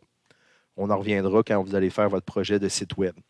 Une autre petite chose que je veux vous montrer dans le code en terminant, c'est que dans mon code, j'ai utilisé 2 méthodes pour aller chercher le contenu. Donc, je vais vous montrer la méthode que j'utilise ici, là, dans mon fichier MySQL 5.5. Si vous regardez, quand je fais la boucle ici avec le contenu des personnages, ben ici, au lieu de faire un MySQL Fetch Associate, je fais un MySQL Fetch Array. C'est quoi la différence entre un Fetch Associate et un Fetch Array? La différence, c'est qu'ici, je vais pouvoir utiliser, avec mon signe de $val, au lieu de prendre le nom de la colonne dans ma table, je peux prendre l'indice selon l'ordre. Donc, au lieu de prendre ici numéro ID, entre crochets, j'ai mis tout simplement 0. Donc, c'est ma première colonne. Ici, au lieu de mettre, par exemple, prénom, ben, j'ai mis 1. Donc, c'est ma colonne 0, 1, 2, 3, 4. Donc, si vous voulez faire une boucle pour aller chercher beaucoup d'éléments sans avoir à écrire le nom des colonnes ici entre crochets, vous pouvez utiliser Fetch Array qui va vous permettre, au lieu d'utiliser le nom de la colonne ici dans le crochet, d'utiliser tout simplement la position de la colonne, en commençant évidemment à l'indice 0 pour la première colonne. Donc, ça, c'est un petit détail, mais dans mes exemples, dans mes premiers exemples, si je regarde dans MySQL 3, ici, j'utilisais un MySQL Fetch Associate, donc j'étais obligé de prendre ici le nom de la colonne. Par contre, dans mon numéro 55, ici, j'utilise un Fetch Array qui me permet ici de mettre dans mes crochets le numéro de la colonne, la position, dans le bon ordre. Donc, c'est juste la petite différence que je voulais vous faire en terminant. Ceux qui trouvent ça un petit peu difficile de faire du terminal ici pour aller voir la base de données, pour créer sa base de données, évidemment, il existe un outil très populaire dans le monde du Apache MySQL puis PHP. C'est le fameux programme, on pourrait dire que c'est un site web dans le fond, là, PHPMyAdmin. Donc, vous pouvez aller chercher PHPMyAdmin. J'ai mis les liens dans mes notes de cours. Si je reviens à mes notes de cours, vous avez le lien ici, Webmin et PHPMyAdmin, dans un fichier texte. Je vous montre d'aller chercher PHPMyAdmin avec un apt-get-install PHPMyAdmin. Vous allez pouvoir installer PHPMyAdmin ou aller télécharger le .zip puis le dézipper dans votre dossier web. Moi, c'est la méthode que j'utilise depuis des années parce qu'elle cause moins de problèmes. Donc, ce que j'ai fait, si je reviens à ma machine virtuelle, je vais l'agrandir à tout l'écran. Oups, excusez. Agrandir à tout l'écran ici. Donc, si on regarde dans mon répertoire, ici, si je vais à la racine de mon site web, c'est dans MERS. J'ai un sous-dossier qui s'appelle PHP. Puis regardez ici, j'ai dézippé mon fichier PHP-MyAdmin. Donc, PHP-MyAdmin va devenir un site web, dans le fond, sur mon serveur web. Par contre, ça va me permettre de gérer mes bases de données. Regardez, j'ai un index.php qui est disponible dans le PHP-MyAdmin. Donc, vous allez télécharger PHP-MyAdmin, vous allez le dézipper dans votre dossier web, puis ensuite de ça, vous allez pouvoir l'utiliser. Je vous fais une petite démonstration pour ceux qui sont plus visuels que utiliser plus le mode terminal. Je vais ouvrir ici mon PHP-MyAdmin. Donc, regardez, si on regarde dans la barre d'adresse, là, il va sur mon serveur, dans le fichier, dans le dossier PHP. Il va chercher le dossier PHP-MyAdmin en minuscule. OK? Donc, dans ce cas-là, il me fait afficher une page comme ça, en français. Mon nom d'utilisateur, root, comme administrateur. Mon mot de passe, bien là, vous le connaissez, vous l'avez vu dans mon code. C'est Grivus, Grivus. Nom de Zeus! Comme ça. Oh, je me suis trompé dans le mot de passe.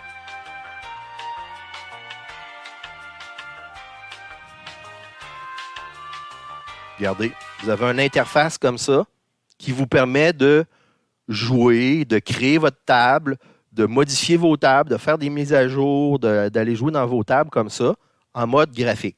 Donc, regardez ma base de données essai. Si je clique dedans, j'ai deux tables. J'ai une table personne puis j'ai une table sorte. Je peux aller voir ma table personne. Regardez, on voit tous les personnages de Star Wars que j'ai mis dans ma table sorte. Regardez, le jambon que j'ai créé avec vous tout à l'heure, il apparaît ici. Si je vais dans ma table, par exemple, sorte ici, je vais voir mes sortes de personnages qui sont là. Comme par exemple l'Empire, les rebelles, chasseurs de primes, etc. Vous pouvez aussi modifier le contenu de vos tables avec des icônes comme modifier, copier, effacer. Vous pouvez créer une nouvelle table, bouton droit de la souris. Si vous venez ici, vous pouvez créer sur une nouvelle table, créer une nouvelle table. Ça va vous permettre de créer une nouvelle table avec des champs, avec pouvoir choisir le type du champ. Ensuite de ça, la taille, la valeur par défaut. Vous allez pouvoir mettre des champs aussi qui vont s'auto-incrémenter. Par exemple, pour les champs, votre clé primaire, ça peut être intéressant d'avoir un champ qui s'auto-incrémente. Je ne vous donnerai pas un cours officiel sur PHP-MyAdmin, mais dans le cadre du projet, moi, je vais vous demander de vous connecter à mon serveur. Mon serveur, ça va être un PHP-MyAdmin qui va être disponible. Vous allez pouvoir gérer vos tables à partir d'un nom d'usager et d'un mot de passe que je vais vous donner sur le serveur pour aller créer vos tables puis gérer vos tables comme ça. Donc, on va utiliser la façon PHP-MyAdmin qui est très répandue dans le marché. Sur des sites web commerciaux, j'ai déjà travaillé sur des sites web d'entreprise. Puis quand on se connecte sur des genres de logiciels comme des sites web comme GoDaddy qui fournissent l'environnement de base de données, tout ça, ben, c'est un genre de PHP-MyAdmin que j'avais. Donc, plusieurs sites utilisent PHP-MyAdmin pour gérer les bases de données des sites web qui sont hébergés chez eux. Donc, c'est un plus. Il faut vraiment apprendre à travailler un petit peu avec PHP-MyAdmin. Il existe plusieurs versions, des versions récentes, des versions moins récentes. Je termine là-dessus. Dans PHP-MyAdmin, les nouvelles versions de PHP-MyAdmin, ça prend absolument un mot de passe administrateur pour se connecter en route. Donc, je vous avise que vous ne pouvez pas utiliser, par exemple, un MySQL sans mot de passe pour vous connecter avec PHP-MyAdmin. Il est très difficile là-dessus. Quand on arrive si je vais dans la sortie, quand on arrive ici par route, si par exemple j'avais un MySQL sans mot de passe ici, je ne pourrais pas cliquer sur exécuter. Ça ne fonctionnera pas avec les nouvelles versions de PHP-MyAdmin. Il faudrait aller chercher une vieille version de PHP-MyAdmin qui accepte aucun mot de passe. Mais il faut absolument, pour le root, mettre un mot de passe ici pour se connecter en PHP-MyAdmin. All right. J'ai un petit fichier texte qui s'appelle retour.txt. Dans ce petit fichier texte, ben, on fait un petit retour sur les bases de données, là, comment sauvegarder les bases de données, puis comment réutiliser les bases de données. Ça, on l'avait déjà vu la semaine passée dans un cours. J'attire votre attention surtout pour comment mettre une contrainte d'intégrité. Si vous avez une clé primaire et une clé étrangère dans une table et vous voulez mettre une contrainte d'intégrité entre les deux tables pour être capable de faire le lien entre les deux tables. Donc, s'assurer, j'ai écrit ici en dessous de la contrainte, s'assurer que les tables sont de type INNODB, parce que si les tables sont de type MyISAM, on ne pourra pas faire de contrainte d'intégrité. Par défaut, souvent, quand vous allez créer une table, si vous ne spécifiez pas INODB, les tables vont être en MyISAM. À ce moment-là, on ne peut pas faire de contrainte d'intégrité. Donc, ça ne donne pas grand-chose. Donc, assurez-vous que le type de vos tables, quand vous créez vos tables, si vous regardez dans mes notes de cours, c'est bel et bien écrit quand vous créez une table. À la fin, c'est type égale INNODB. Ça peut être une question d'examen aussi. Donc, INODB, très important comme type de table pour pouvoir faire des contraintes d'intégrité. Donc, pour pouvoir faire une contrainte d'intégrité, il faut tout simplement, si on est en mode terminal, on a tout simplement à ajouter cette ligne de code-là qui est ici. Donc, il faut tout simplement faire un alter table pour modifier la table personne, dans mon cas, dans mon exemple avec mes personnages de Star Wars. Ma table personne contient la clé étrangère. Donc, je fais un alter table sur la table personne qui contient la clé étrangère. Je fais add constraint, j'ajoute une contrainte. Je donne un nom à ma contrainte. Dans ce cas-là, c'est Toto-Totoun pour vous prouver que c'est un nom que moi, je vais donner à ma contrainte. Ça peut être n'importe quoi comme nom. J'ajoute comme contrainte foreign key, donc clé étrangère, no type. Donc, ça, c'est mon champ qui va contenir ma clé étrangère. Reference, je fais référence à ma table sorte qui contient no type comme clé primaire. Donc, je répète, je modifie ma table personne, alter table personne. J'ajoute la contrainte, je donne un nom à ma contrainte. La clé étrangère, c'est no type dans ma table personne, puis qui fait référence à no type dans ma table sorte.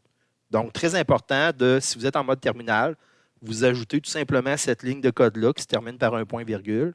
Ça va faire un lien entre ma clé primaire, clé étrangère, dans une table qui contient une clé primaire et une table qui contient une clé étrangère pour faire le lien entre les deux tables. Donc, je vous fais une petite démonstration. Je vais aller dans ma machine virtuelle. Dans ma machine virtuelle, je vais vous faire la même démo, mais avec PHP-MyAdmin. Donc, ceux qui veulent utiliser PHP-MyAdmin pour faire la contrainte d'intégrité, je vais tout simplement me connecter à ma base de données essai. Dans ma base de données essai, dans PHP-MyAdmin, je vais sur ma base de données essai. Je clique sur ma table qui contient ma clé étrangère. Donc, dans ce cas-là, c'est ma table personne. Donc, j'aimerais que ma table personne, je vais dans Structure. Dans Structure, mon NoType qui est là. Donc, j'ajoute une clé étrangère à NoType pour permettre de faire une contrainte d'intégrité. Tout dépendant de la version de PHP-MyAdmin que vous avez, il y en a que c'est plus en bas ici que vous allez avoir les contraintes d'intégrité. Moi, dans ma version française, ici, j'ai Vue relationnelle. Donc, je vais tout simplement cliquer sur Vue relationnelle. Donc, dans Vue relationnelle, ici, je vais tout simplement pouvoir ajouter une contrainte de clé étrangère.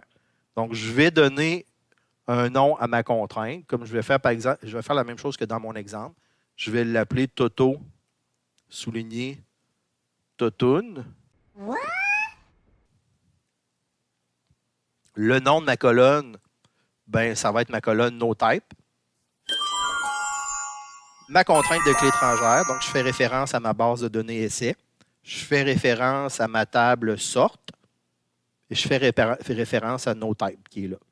Donc, NoType de ma table personne va faire référence à ma table sorte NoType. Donc, je fais le lien entre ma clé primaire, clé étrangère entre les deux.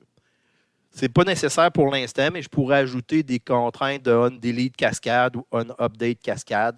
Donc, si je fais une mise à jour, j'aimerais ça que ça se fasse automatiquement. Donc, vous pouvez choisir on-delete cascade ou set nul ou etc. Donc, ça, on ne le fait pas pour l'instant, mais c'est important de savoir qu'on peut le faire à ce moment-là. Donc, je clique tout simplement sur sauvegarde. Il va ajouter ma contrainte d'intégrité. Ce qui est le fun, c'est qu'il m'affiche aussi la requête SQL qu'il a fait. Donc, je peux vérifier avec mon fichier texte si c'est un peu la même chose. Alter table personne, Add constraint, le nom Toto. Foreign key, ma clé étrangère, c'est NoType, qui fait référence, references, à ma table sorte, NoType. Perfect. J'ai pas mis de contrainte on-delete cascade, donc c'est on-delete restrict, on-update restrict, donc j'ai pas mis de contrainte, donc il va le faire. Donc, c'est ce qui met fin à ma petite introduction où je voulais vous parler des bases de données et faire référence à, je vous ai dit que c'était important, le fameux lien entre ma clé primaire et clé étrangère quand je fais référence à deux tables. Donc, soit que je le fais en mode terminal ou soit que j'utilise PHPMyAdmin ici pour être capable de faire une contrainte. Les deux vont donner le même résultat. Donc, je vais pouvoir faire des selects sur les deux tables, puis il va faire référence vraiment là, à ma clé primaire et ma clé étrangère dans mes requêtes SQL. Donc, ça, c'était la première partie. On va y aller pour la deuxième partie. Oh, petit complément aussi sur les bases de données. J'en avais pas parlé beaucoup jusqu'à maintenant, mais si vous faites une base de données, par exemple pour l'inventaire de votre entreprise, de ce que vous avez à vendre sur votre site web, ça pourrait être le fun quand même de mettre un champ auto-incrémente. Donc, j'ai mis des petits imprimés écran ici qui vont vous expliquer à quel endroit dans PHPMyAdmin aller ajouter, par exemple, un auto-incrémente. Auto-incrémente, ça va faire en sorte que le champ, par exemple, ID qui est là, va s'incrémenter tout seul. Vous n'aurez pas besoin d'insérer un numéro d'inventaire, par exemple, pour cet article-là. Donc, dans PHPMyAdmin, quand vous allez dans Structure, vous choisissez le champ que vous voulez modifier. Puis dans le champ que vous voulez modifier, vous avez une petite case à cocher ici. Je l'ai mis en rouge, c'est AI. AI pour auto-incrémente. Donc, vous avez seulement à cocher cette petite case-là. Ça va vous permettre de créer un champ qui va s'auto-incrémenter, qui va ajouter un chiffre à chaque nouvel enregistrement. Donc, ça, c'est la première partie pour l'auto-incrémente. On peut aussi, je fais afficher le deuxième élément. Là, si vous êtes aussi dans les opérations sur une table, vous pouvez décider que l'auto-incrémente va commencer à une certaine valeur. Donc, si vous ne voulez pas que vos numéros ID commencent à 1, 2, 3, 4, 5, 6, 7, 8, 9, vous aimeriez ça, par exemple, que vos numéros ID commencent à 1000. Vous avez ici dans Opérations, sur la table, vous pouvez choisir, par exemple, pour le nom du champ, dans cette table-là. Donc, vous pouvez choisir l'auto-incrémente va commencer à 1000. Perfect. Donc, vous avez ici le raw format qui serait dynamique. Donc, à chaque fois que vous allez ajouter un nouvel enregistrement, au lieu de commencer à 1, 2, 3, 4, 5, 6, il pourrait commencer à 1000. C'est assez rare qu'on voit un numéro ID, un numéro d'inventaire qui commence à 1, 2, 3, 4, 5. Souvent, c'est des chiffres qui sont un peu plus gros que ça. Donc, on pourrait commencer, par exemple, notre auto-incrémente ici à 1000. Donc, ça, c'était la deuxième petite portion pour ceux qui voudraient faire un auto-incrémente. Vous reviendrez à cette portion de vidéo-là si vous en avez besoin. J'ajoute un troisième petit élément en conclusion pour mes bases de données. C'est si jamais vous voulez laisser le choix, par exemple, dans un champ quelconque, vous ne voudriez pas qu'il y ait plusieurs types de choix. Comme par exemple, ici, j'ai pour une table, j'aimerais ça que pour la couleur, le champ couleur, j'aimerais ça tout simplement que la couleur, on ajoute un enum qui serait soit vert, soit rouge ou soit bleu. Donc, vous pouvez voir ici que dans PHPMyAdmin, pour les caractéristiques d'un champ comme couleur, qui est un champ enum, ce serait un champ ENUM, donc une énumération. Donc, je pourrais lui laisser le choix, soit on rentre vert, soit on rentre rouge, soit on rentre bleu. Ça pourrait être la même chose pour le sexe, ça pourrait être masculin ou féminin ou autre. Donc, on pourrait laisser un choix comme ça. Donc, la base de données va contenir seulement, dans ce cas-là, pour la couleur, soit vert, soit rouge, soit bleu. Puis en bas, vous avez l'équivalent en requête SQL. Donc, dans ce petit démo-là, vous avez l'équivalent. Si vous voulez faire un champ d'énumération où on ne veut pas laisser le choix à l'utilisateur de rentrer autre chose, dans ce cas-là, pour une couleur, c'est vert, rouge, bleu. Il ne peut pas rentrer noir, il ne peut pas rentrer orange. Donc, dans ce cas-là, on a l'équivalent SQL, puis on a l'équivalent dans PHPMyAdmin, comment faire un champ avec une énumération. Viens, R2, il faut absolument aller le dire aux autres. Donc, en tant qu'étudiant, vous devriez être conscientisé au fait que quand on remplit un formulaire, on rentre notre nom d'usager. Souvent, on va rentrer un mot de passe. Okay? Ce mot de passe-là, quand on va voir les bases de données, on va aller l'enregistrer dans la base de données. Okay? La partie la plus simple, qui n'est pas du tout sécurisée, c'est de prendre le mot de passe, l'envoyer en clair, l'envoyer directement dans la trame sur le serveur. Le serveur récupère le mot de passe, l'enregistre dans la base de données. qu'on a vu jusqu'à maintenant, nous autres, c'est pas les bases de données, on a vu les fichiers texte, donc on pourrait enregistrer notre mot de passe dans le fichier texte. Il apparaîtra en clair, donc ça ne serait pas du tout sécuritaire. Quelqu'un pourrait récupérer le contenu, par exemple, de la base de données, puis voir en clair c'est quoi les mots de passe. Même les gens de l'entreprise qui vont aller voir les bases de données, exemple, moi, comme prof, l'administrateur du serveur, je vais voir vos mots de passe en clair. Donc, le principe de ça, ça va être d'utiliser les hashes pour être capable d'encrypter les données avant de les envoyer sur Internet pour pas qu'ils soient interceptés. Donc, pour pas que les mots de passe soient écrits en clair, on va les compresser, on va les passer dans un algorithme qu'on appelle un hash. Ce hachage-là va permettre de changer l'origine du mot de passe. Ensuite de ça, de l'envoyer après ça au serveur pendant qu'il a été modifié, puis d'enregistrer le mot de passe modifié dans la base de données. Un hash fait en sorte qu'on ne peut pas faire l'inverse, partir de l'empreinte qui a été créée, puis de retrouver le mot de passe dans le sens inverse. Donc, j'ai un petit peu de note de cours là-dessus. Donc, si on regarde la partie sur la méthode de cryptage. Donc, on nous explique là-dedans qu'il y a beaucoup de méthodes de cryptage. Il y a plusieurs algorithmes de cryptage pouvant être décryptés avec des algorithmes et des clés adéquates. On parle des algorithmes de hachage. Donc, c'est des fonctions mathématiques. On ne verra pas dans ce cours-là comment fonctionnent les fonctions mathématiques qui permettent de faire du hachage. Depuis plusieurs années, il y en a différents.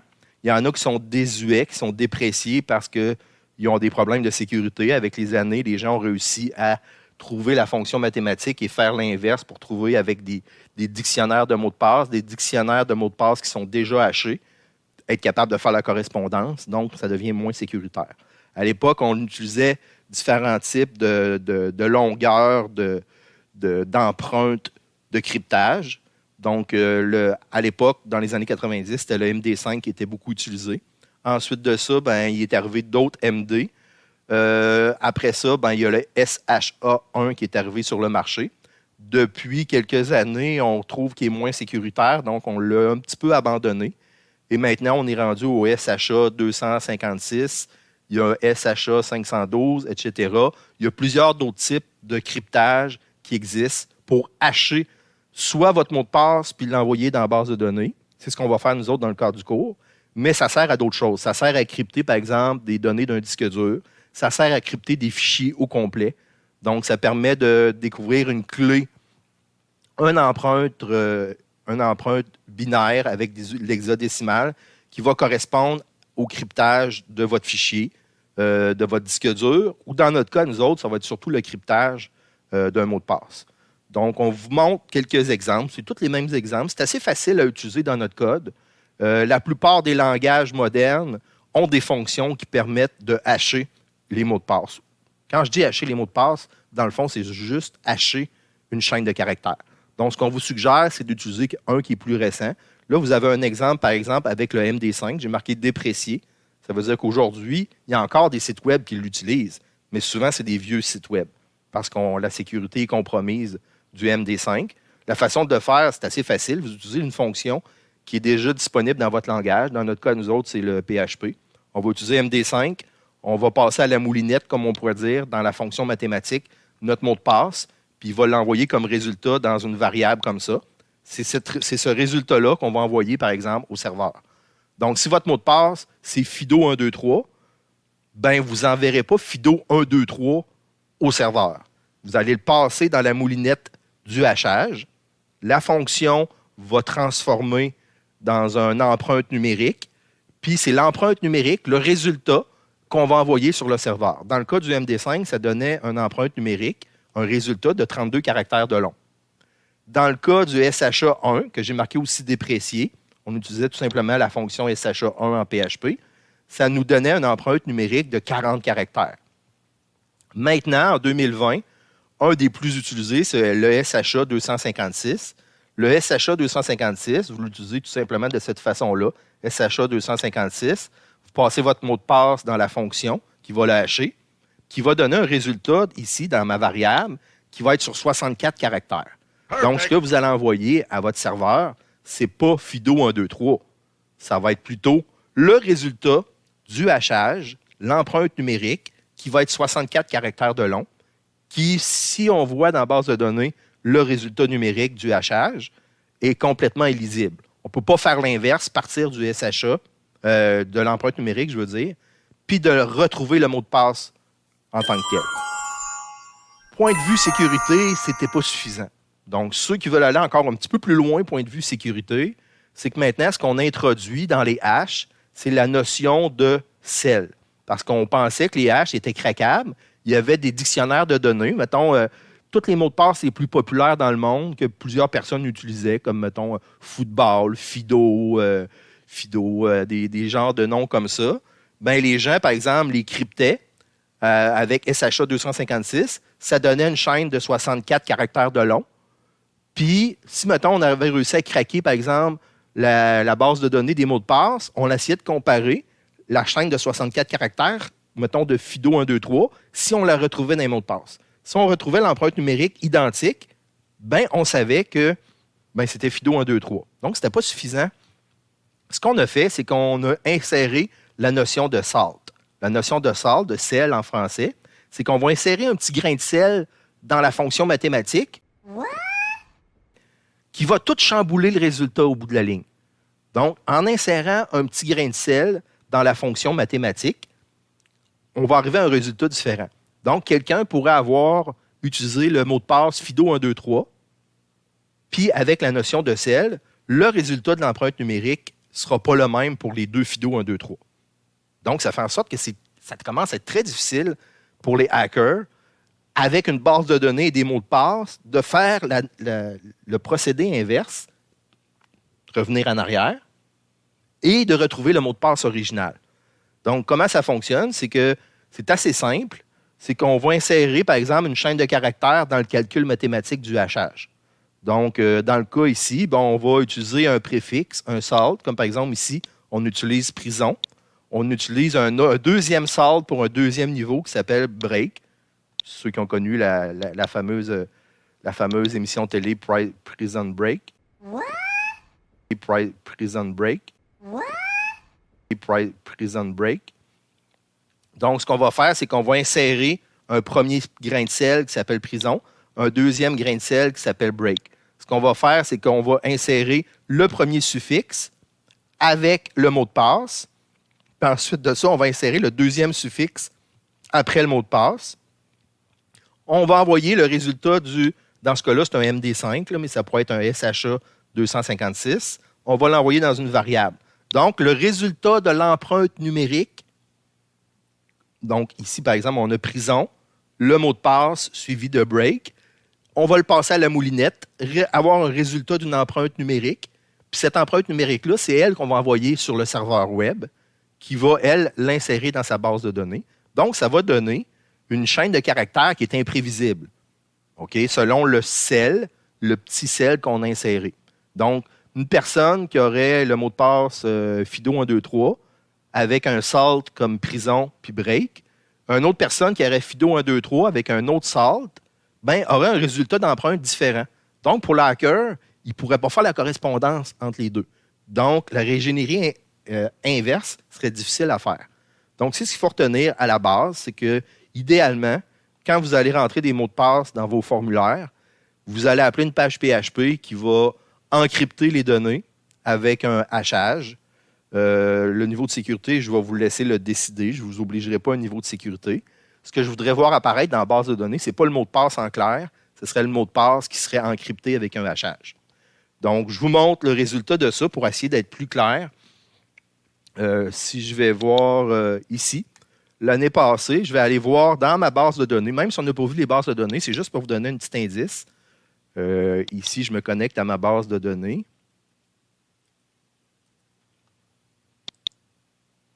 Donc, je vais aller voir. J'ai une équipe l'année passée qui a bien encrypté ses mots de passe. Donc, l'équipe 2. Je vais voir, il y a une table qui s'appelle utilisateur. Donc, si je vais voir la table utilisateur qui est ici. Si vous regardez là, dans ma table utilisateur, j'ai le nom de l'utilisateur. Ça, ce n'est pas encrypté, ce n'est pas secret. Il y a même un utilisateur ici qui s'appelle MERS. C'est moi. Donc, c'est un essai que j'ai fait avec mon adresse courriel puis mes coordonnées. Regardez à la droite complètement. Vous avez dans la base de données mots de passe. Si on regarde les mots de passe qui sont là, on ne les voit pas en clair. Même moi, comme administrateur, je regarde les mots de passe, je ne suis pas capable de retrouver mon mot de passe qui est là. Je ne suis pas capable de faire la réingénierie inverse. Mon mot de passe qui apparaît là, c'est B11-6EC98C25B. Ah, ça ne veut rien dire pour moi. Moi, je peux vous dire que mon mot de passe, c'était MERS 92, si je ne me trompe pas. Il me semble que c'est ça, je ne suis pas sûr. C'était MERS 92. Donc, regardez mon MERS 92, il a été passé par un hachage, il a été encrypté, puis ce qui est envoyé à mon serveur et dans la base de données, c'est le résultat du hachage qui est B11-6EC98C. Donc, ce qu'il y a dans ma base de données, même si un hacker réussit à recevoir votre base de données, ben, avec ça, il ne peut pas faire grand-chose. Il ne peut pas retrouver le mot de passe d'origine. Surtout s'il y a un niveau de sécurité plus élevé, comme le SHA 256, ou s'il y a eu des salts, des sels, des grains de sel qui ont été insérés dans le hachage. À ce moment-là, c'est presque impossible de retrouver le mot de passe d'origine avec ce qu'on voit dans la base de données qui est là. Donc, à ce moment-là, c'est une façon sécuritaire de rentrer vos données dans la base de données. Donc, c'est ce que vous pourriez faire dans votre projet web. Quand les gens rentrent des mots de passe, ça serait d'encrypter les mots de passe avant de les envoyer par la trame sur le serveur web qui, quand vous allez recevoir les mots de passe, vous allez les insérer cryptés dans la base de données. Question? Oui, merci, question. Comment on va faire par la suite quand la personne revient sur le site web, elle rentre son nouveau mot de passe, pas son nouveau, mais son ancien mot de passe. Comment on fait pour comparer les deux mots de passe s'ils sont bons? Donc, ce qu'on va faire, c'est que quand la personne va revenir, mettons 3 jours plus tard sur le site web, elle va rentrer son nom d'usager, son mot de passe. Vous allez crypter de la même façon que ça a été crypté avec le hachage d'origine. Vous allez envoyer le mot de passe crypté sur le serveur web. Sur le serveur web, vous autres, les programmeurs en PHP, vous allez comparer les deux mots de passe cryptés. Donc, ce qu'on va comparer, ça ne sera pas FIDO123 avec FIDO123 pour voir s'ils sont égales. On va comparer FIDO123 crypté avec FIDO123 crypté, c'est-à-dire la grosse chaîne de caractères, l'empreinte numérique qui est là. On va comparer les deux empreintes numériques comme ça ensemble s'ils sont identiques. S'ils sont identiques, c'est bon, on laisse passer la personne, on laisse voir les autres pages web. C'est comme ça qu'on va faire pour la partie sécuritaire du site web, la partie administrateur puis la partie client. On va comparer les mots de passe cryptés.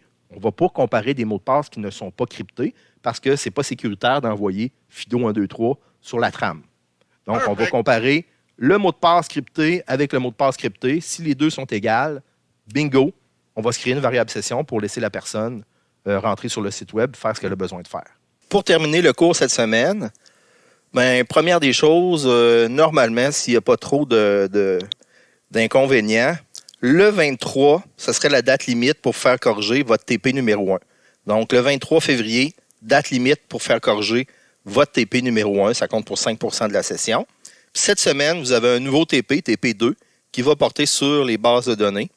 Donc, l'interaction des bases de données avec une page web en PHP. Donc, vous allez avoir jusqu'au 9 février pour pouvoir me remettre la date limite, disons, pour faire corriger votre TP2 sur les bases de données. Donc, je répète, le 9 février. Est-ce que tu comprends les mots qui sortent de ma bouche? Date limite pour faire corriger votre laboratoire sur les bases de données. Mais non, personne ne les comprend les mots qui sortent de ta bouche, mon pote. Donc, si on regarde TP2, travail pratique numéro 2, ce que vous allez avoir à faire cette semaine, tout simplement, c'est, premièrement, installer MySQL, le système de gestion de base de données sur votre machine en local à la maison. Ensuite, faire un petit apt-get, install PHP, la version que vous avez. Probablement que si vous avez suivi le cours jusqu'à maintenant, vous avez probablement remplacé le petit point d'interrogation qui est là par la version 2. Probablement que sur votre machine, vous avez PHP 7.2. C'est pour ça que j'ai mis un point d'interrogation selon la version de PHP que vous avez. C'est important de mettre un mot de passe à l'installation si c'est possible. Dans les dernières versions de PHPMyAdmin, c'était pas toujours possible de mettre un mot de passe. Si pendant l'installation, c'est pas possible de mettre un mot de passe, il va falloir se créer un usager, administrateur, qui va pouvoir se connecter aux bases de données. Sinon, il va n'y avoir aucun mot de passe. Vous ne serez pas capable d'utiliser PHPMyAdmin pour vous connecter parce que PHPMyAdmin oblige vraiment à utiliser un mot de passe.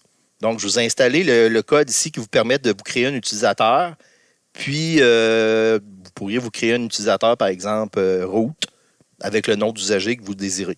Très important de prendre en note le nom d'usager et le mot de passe que vous allez utiliser pour vous connecter à MySQL. Vous allez vous créer un usager qui va vous permettre de vous connecter à votre base de données MySQL. Donc, je répète, très important de prendre en note. Il y a des années où il y a des personnes qui ont oublié leur mot de passe, puis c'était difficile pour moi là, de retrouver votre mot de passe, ou à peu près impossible. À ce moment-là, on est obligé de désinstaller MySQL. C'est un peu plus complexe. Je l'ai mis à la fin du laboratoire. J'espère que vous n'aurez pas utilisé ça, parce que c'est un peu plus complexe de désinstaller complètement MySQL pour le réinstaller par la suite. On vous demande de vérifier l'extension qui est là. C'est pas obligatoire, là, mais des fois, c'est le fun d'aller voir dans les fichiers de configuration si MySQL est bien installé. Vous pouvez aller faire afficher dans vos anciens labs le fameux laboratoire où on faisait afficher PHP Info. PHP Info, on voyait tout le contenu, par exemple, de notre serveur. Puis si on voit l'extension MySQL, donc ça veut dire que c'est bel et bien installé, puis on peut installer MySQL, on peut utiliser MySQLi pour faire le lien avec les bases de données. On vous demande de vous créer une base de données baseball, d'insérer quelques noms de joueurs. On vous demande d'avoir à peu près 5 enregistrements de noms de joueurs avec un numéro, avec un prénom, puis un nom du joueur. Ensuite de ça, on vous demande de créer une page HTML dans laquelle on va remplir un formulaire pour rentrer un nouveau joueur. À ce moment-là, vous allez cliquer sur la page joueur.html après avoir rempli le formulaire. Vous allez appeler une page joueur.php qui va récupérer les 3 entrées puis qui va l'ajouter à la table. Donc, ça devrait se faire via PHP. Ensuite de ça, vous allez afficher le contenu de la table pour voir premièrement s'il y a une erreur, si ça a fonctionné ou pas. Puis deuxièmement, faire afficher la table pour qu'on puisse voir, le nouveau joueur a été inséré dans la table. Ça a fonctionné. À ce moment-là, ce n'est pas un laboratoire qui est super long, mais l'important, c'est de faire fonctionner la base de données puis de voir l'interaction avec PHP si ça fonctionne. Ensuite de ça, vous avez, je me suis trompé dans la date, ce serait le 2 mars 2021 jusqu'au 2 mars 2021. Vous allez pouvoir vous faire corriger pour avoir vos 10 points en ligne si vous avez réussi ce laboratoire-là. Donc, je répète, petit laboratoire sur les bases de données. Si vous avez des questions, venez me rencontrer en ligne sur les heures de laboratoire dans Team. Ça va me faire plaisir de vous aider, de vous dépanner, de faire en sorte que le laboratoire fonctionne puis que vous ayez vos points. Puis, à ce moment-là, vous allez être prêt pour la suite du cours. Après la semaine de rattrapage qu'on va avoir, on va commencer à faire la partie front-end, c'est-à-dire la partie client. On va utiliser Angular pour commencer à faire vraiment un projet qui se tient, que tout se tient ensemble. Donc, bonne semaine à tous et merci pour votre attention. Et on se revoit après la semaine de rattrapage. Puis, il va y avoir la correction. Donc, n'hésitez pas à venir me rencontrer en ligne. Bonne fin de journée à tous. In case I don't see ya, good afternoon, good evening, and good night.